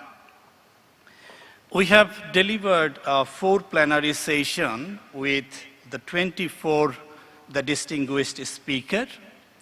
We have organized 20 technical sessions under 4 streams and the 5 enablers. And the 4th stream that we covered here during the 8th forum is the resilience of food system, resilience of communities, and the resilience of the ecosystem and ecosystem services, and the resilience of infrastructure, cities, and settlement. In terms of the enablers, we covered the 5 areas. First is the policies, the second is the planning and the programming, science and assessment, the technologies and practices, and the last is very important, is the finance and the investment. Our last session was basically prior to this session, so it is very difficult for me to summarize everything that more than 120 speakers provided their inputs. But what I'm aiming is to summarize under the 3 main areas, and maybe what my predecessor 2 speakers mentioned, there will be many things common. So the first is the planning and implementation. What we have heard in the last 3 days under the open forum, the region, we collectively made significant progress in planning and the target setting. But it is time-wise is very critical to move to the implementation. What we need to, throughout this, the pathway in terms of the adaptation planning and implementation is the inclusiveness and to build the resilience for all. And it's from the small island countries to the mountain communities. This includes recognizing the multi-layered marginalization and the putting them high on the agenda in our intervention. The current incremental, the adaptation, which drive the small-scale adjustment to the current system, is found to increase the cost and delay of the implementation of sustainable and the long-term solution. What we need is to challenge the status quo of the system and the way we are implementing the adaptation interventions. Let me move to the second area that came during our conversation is the system thinking and the nexus that we need to foster. The transformative adaptation in this discussion defined and characterized as being a system-wide and the restructuring issues.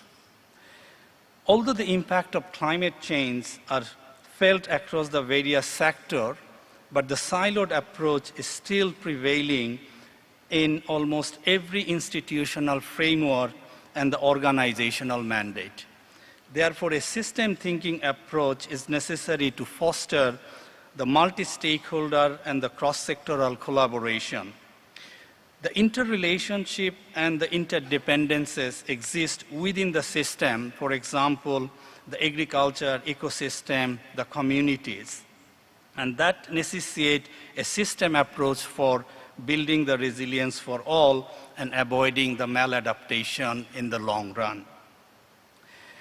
We also talked about the need of the nexus approach, such as the nexus between the adaptation and the loss and damage as a continuum, because it is very difficult to separate the adaptation and loss and damage.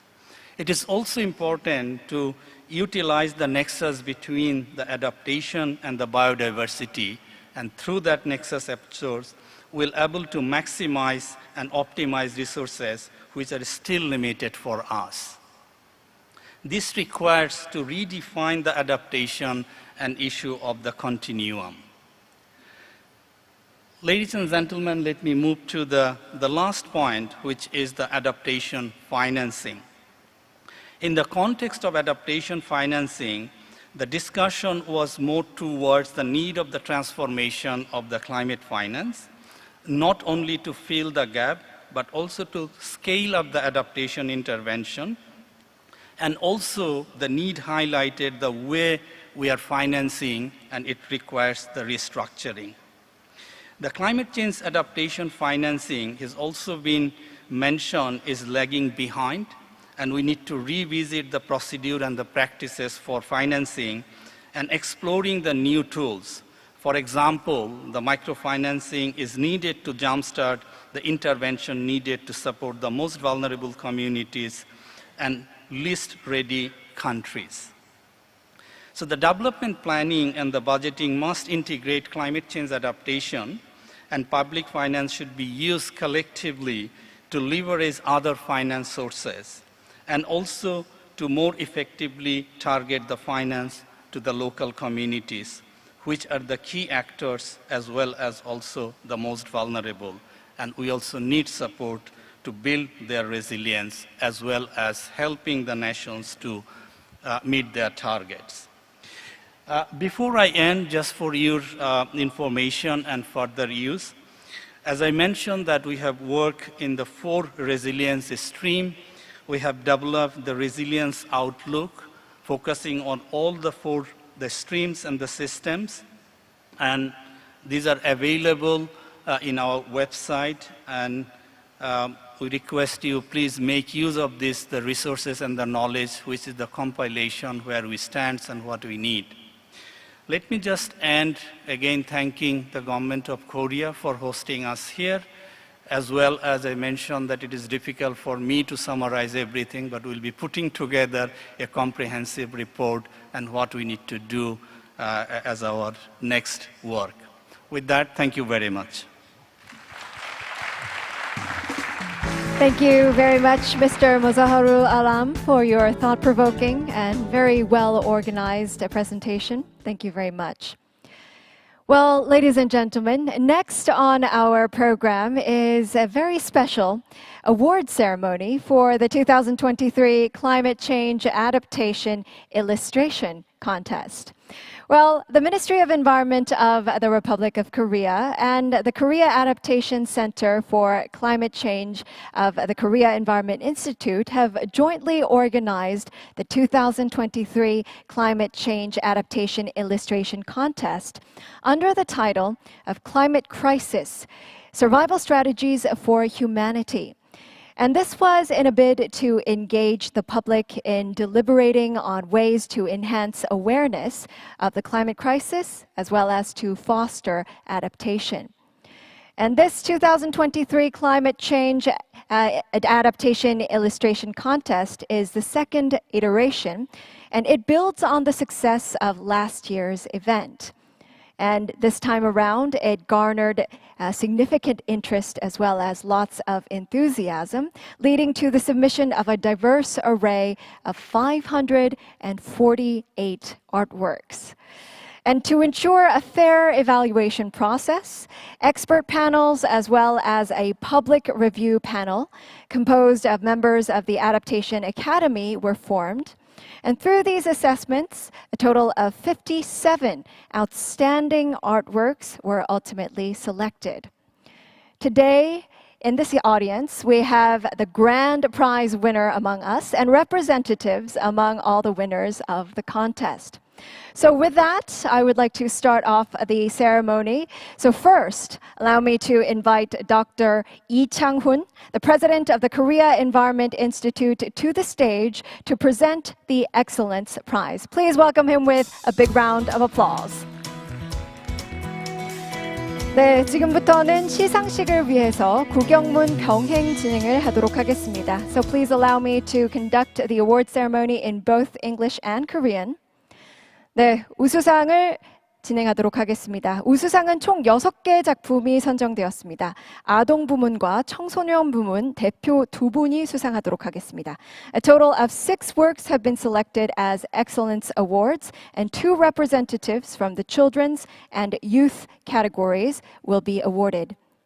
수상자는 아동 부문 우수상 김서빈 어린이, 청소년 부문 우수상 이정한 학생입니다. Please welcome Excellence Prize, Kim Seobin and Lee Jung-an. And please welcome them with a big round of applause. The winners, please come up to the stage.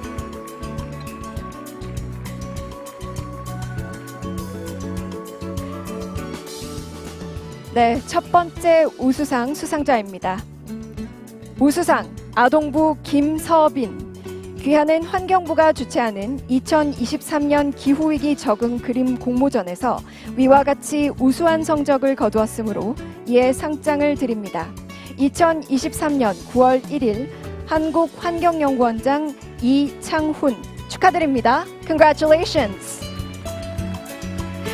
네, 많은 박수 부탁드립니다. A big round of applause please for our 7-year-old 김서빈. 네, 박수 부탁드립니다.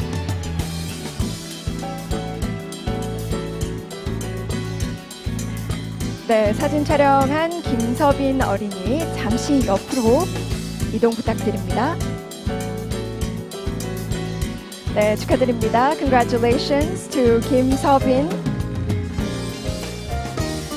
네, 다음 우수상 청소년부 이정안 학생입니다.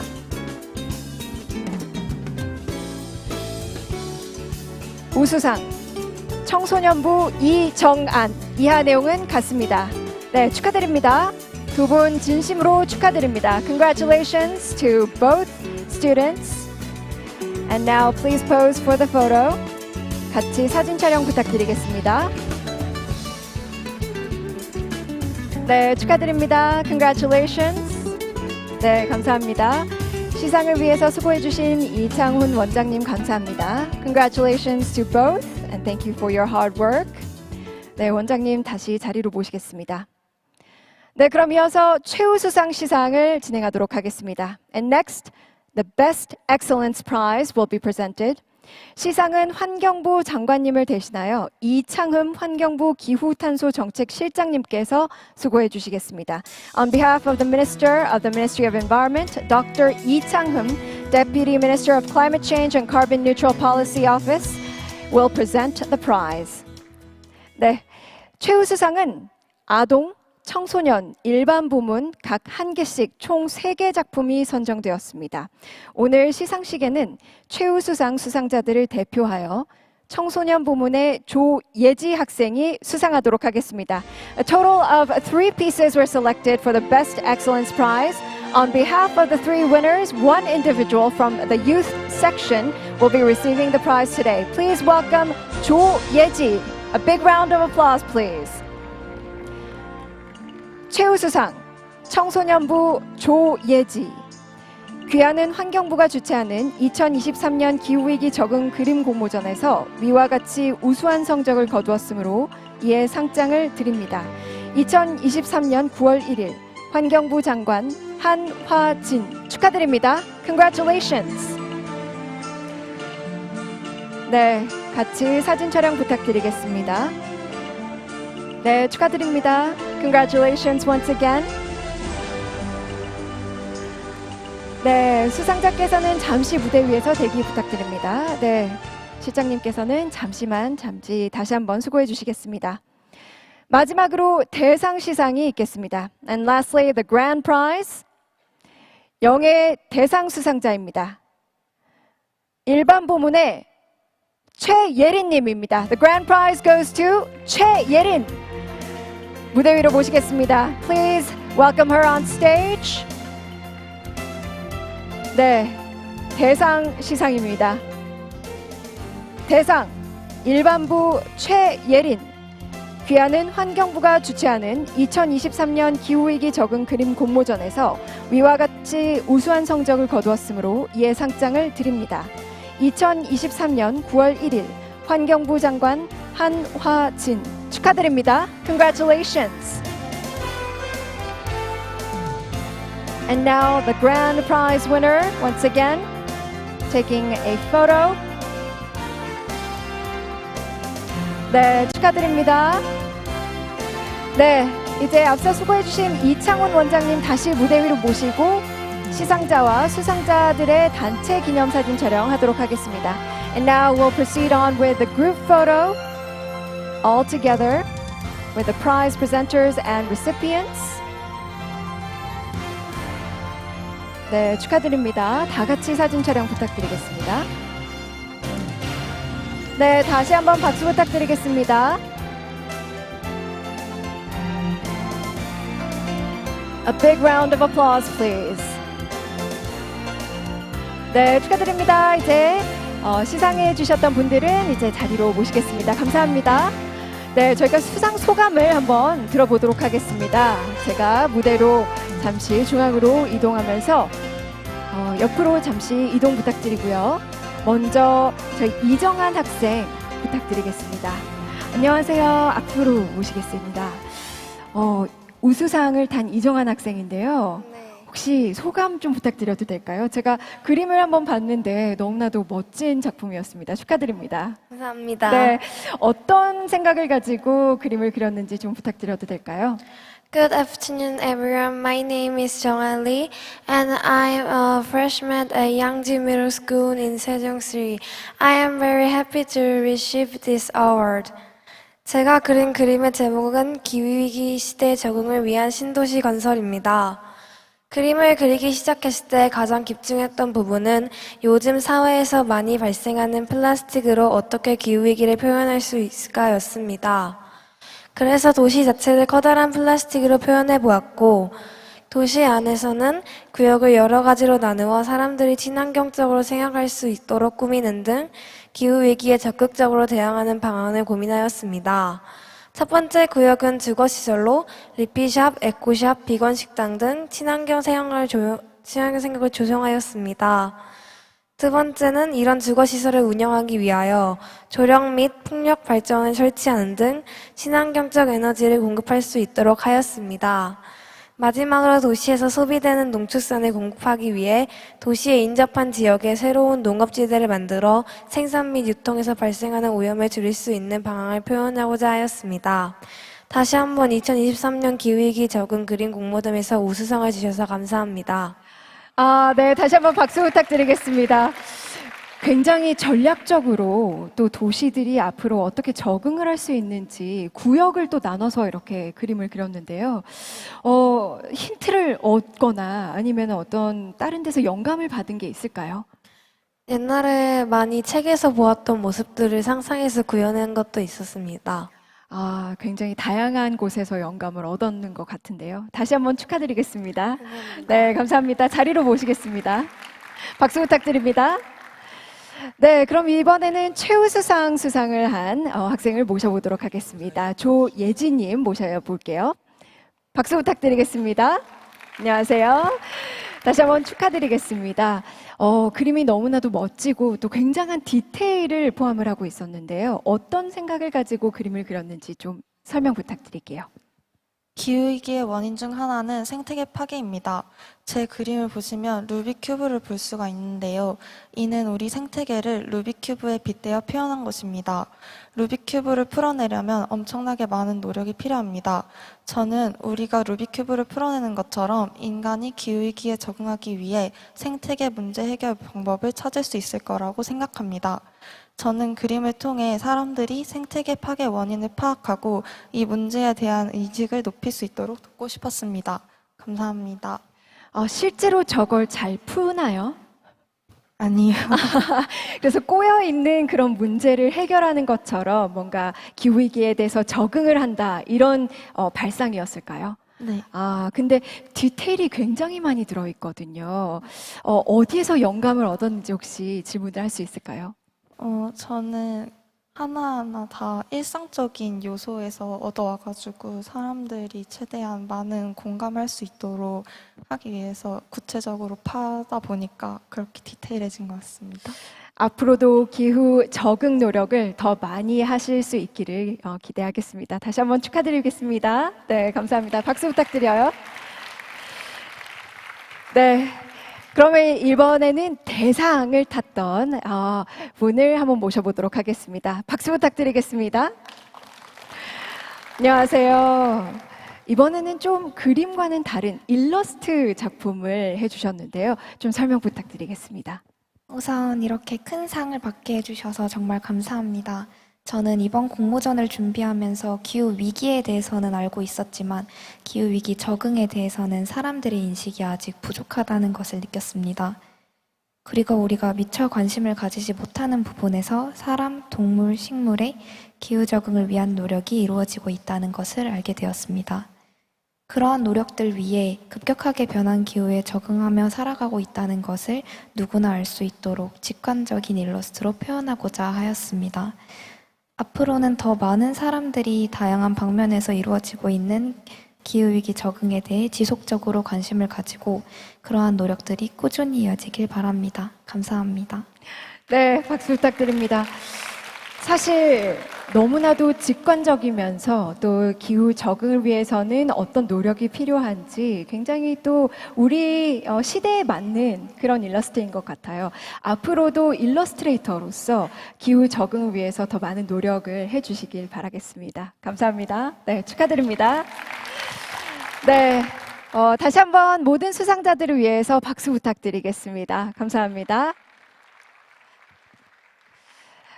이렇게 보시면서 느끼셨겠지만 굉장히 훌륭한 작품들이 수상을 했습니다. As you may have seen, I believe that all of our awardees were very impressive. And this concludes our awards ceremony. I believe that you were very impressed with all of the drawings as well as the illustrations. And now, ladies and gentlemen, it is time for us to listen to some of the farewell remarks from the representatives of each organization that contributed to the successful hosting of our event. So first, please welcome Dr. Kim Chul-soo from the General Director of the Environment Bureau of the Incheon Metropolitan City, our host city. Please welcome him with a big round of applause.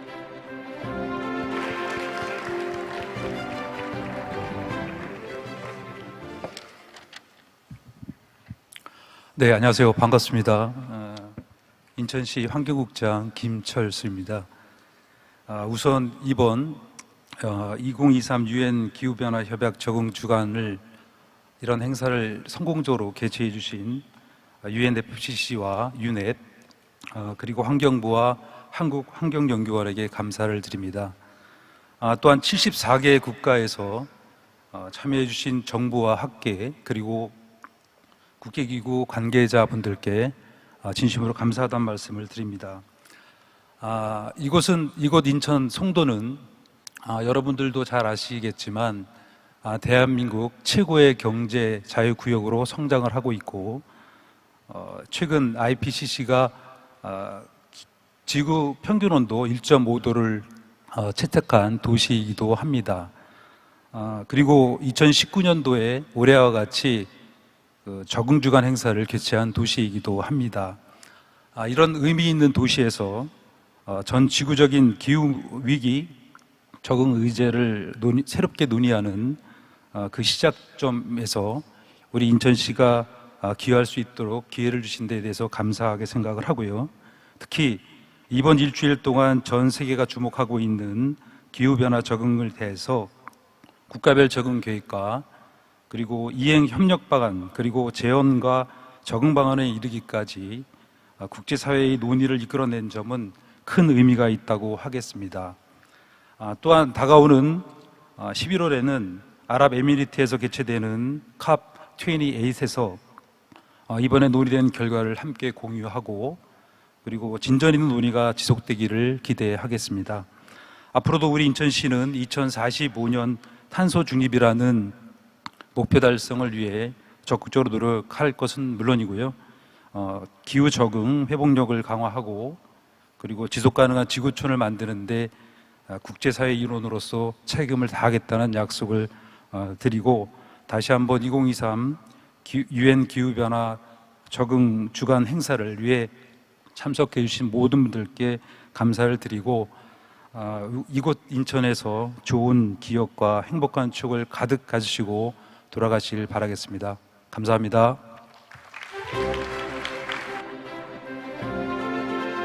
Thank you once again, Dr. Kim, for your considerate farewell remarks, and thank you to Incheon Metropolitan City for being our gracious hosts throughout the week.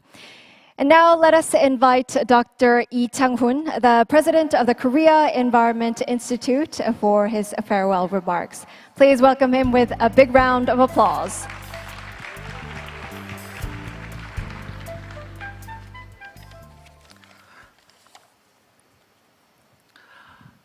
Ms. Inga Anderson, Under Secretary General of the United Nations and Executive Director of the UN Environment Program.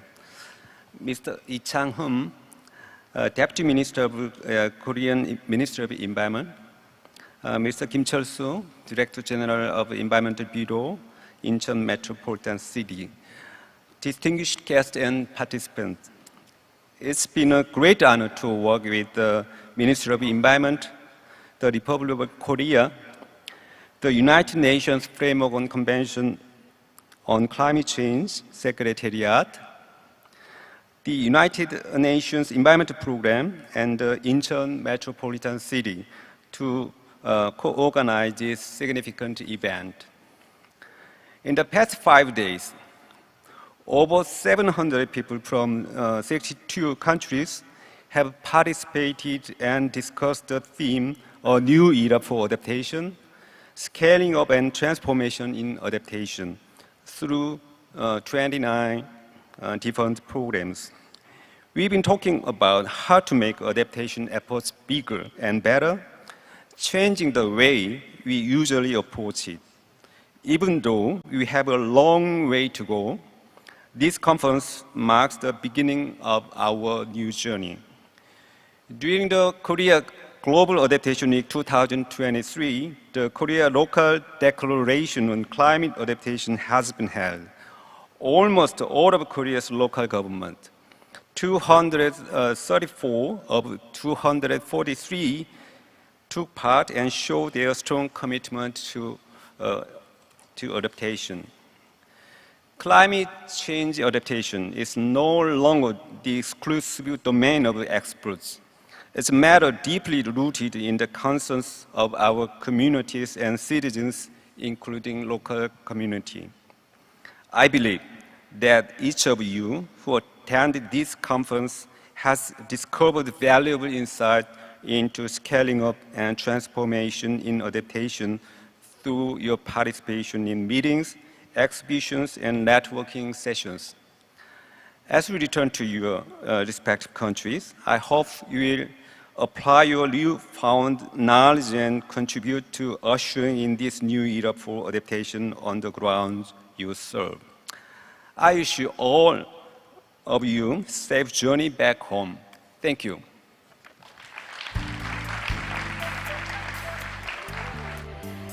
Thank you once again, Dr. Lee, for your farewell remarks. Thank you very much. And now, ladies and gentlemen, last but not least, let me invite Dr. Lee Chang-hum, Deputy Minister of Climate Change and Carbon Neutral Policy Office from the Ministry of Environment, for his closing remarks. Please welcome him with a big round of applause. Excellencies, distinguished guests and ladies and gentlemen, this place we are sitting together is quiet, peaceful, safe, and a bit pious. However, at this moment, on the other side of small Korean peninsula, many Koreans are worried about damage and losses due to heavy rainfall and frequent typhoons. This year, we have experienced unprecedented drought, flood, wildfires, and heat waves. It was a moment to witness climate crisis. This is why we gather here this week, and we must continue to meet and respond in a cooperative manner. This week's event is also part of the journey. I believe it has been a very vibrant and productive week for all of us. Regarding the successful completion of this meaningful event, I would like to express my sincere gratitude to our colleagues from UNFCCC, UNEP, Incheon Metropolitan City, Korean Environment Institute, and Ministry of Environment of Korea for their dedicated efforts for this year's Global Adaptation Week. For the past week, we had nearly 1,000 participants from countries. We delivered more than 300 presentations for 29 programs and 76 sessions. Throughout those sessions, once again, we were reminded of the urgency of climate crisis and the importance of global solidarity to achieve the global goal on climate adaptation. During the first half of the work week, at the Regional Lab Expo organized by the UNFCCC, we shared our knowledge and experiences in establishing labs and achieving the adaptation goal. During the second half of the week, at the Climate Change Adaptation Forum organized by the UNEP, we exchanged our views on how to improve adaptation governance and build climate resilience in food system, ecosystem services, communities, infrastructure, and human settlement. Government officials, researchers, civil activities, business leaders, and the youth have come together, showing such an impressive enthusiasm in discussing various climate-related issues at all levels. Lastly, the Global Adaptation Dialogue hosted by the Ministry of Environment of Korea has provided a platform to demonstrate the latest progress on the Glasgow Sharm el-Sheikh work program over the past 2 years. Excellencies, the Korean Global Adaptation Week have become one of the most important annual events on adaptation. This largest event solely focused on adaptation. The week engages all relevant stakeholders from government, international organizations, civil society, public institutions, businesses, and the youth. Such diverse participation enables us to build a robust and broad network that will help us deliver innovative adaptation solutions. Indeed, I hope this year's Global Adaptation Week has offered us an opportunity to take a step closer to achieving the global goal on climate adaptation. I'm also certain what has been discussed during this week will send a strong message for COP28 in Dubai, serving as the momentum to deliver for the global discussions on adaptation. Once again, let me thank UNFCCC, UNEP, all the speakers and the participants for your attendance. I wish this week has been a pleasant and insightful time for all of us.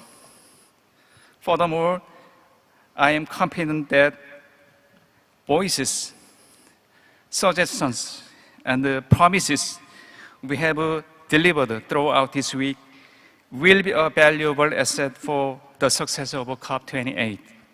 I wish all of you safely return to your place with hope. Thank you for your attention. Thank you, Dr. Lee, for your heartfelt closing remarks.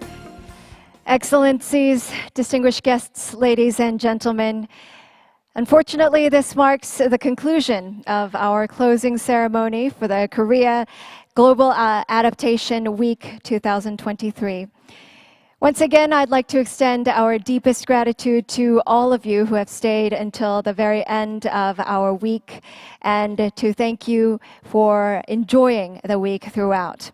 I hope that the past 5 days of the Korea Global Adaptation Week 2023 have served as a significant forum for all of you for meaningful discussions on effective climate change adaptation solutions.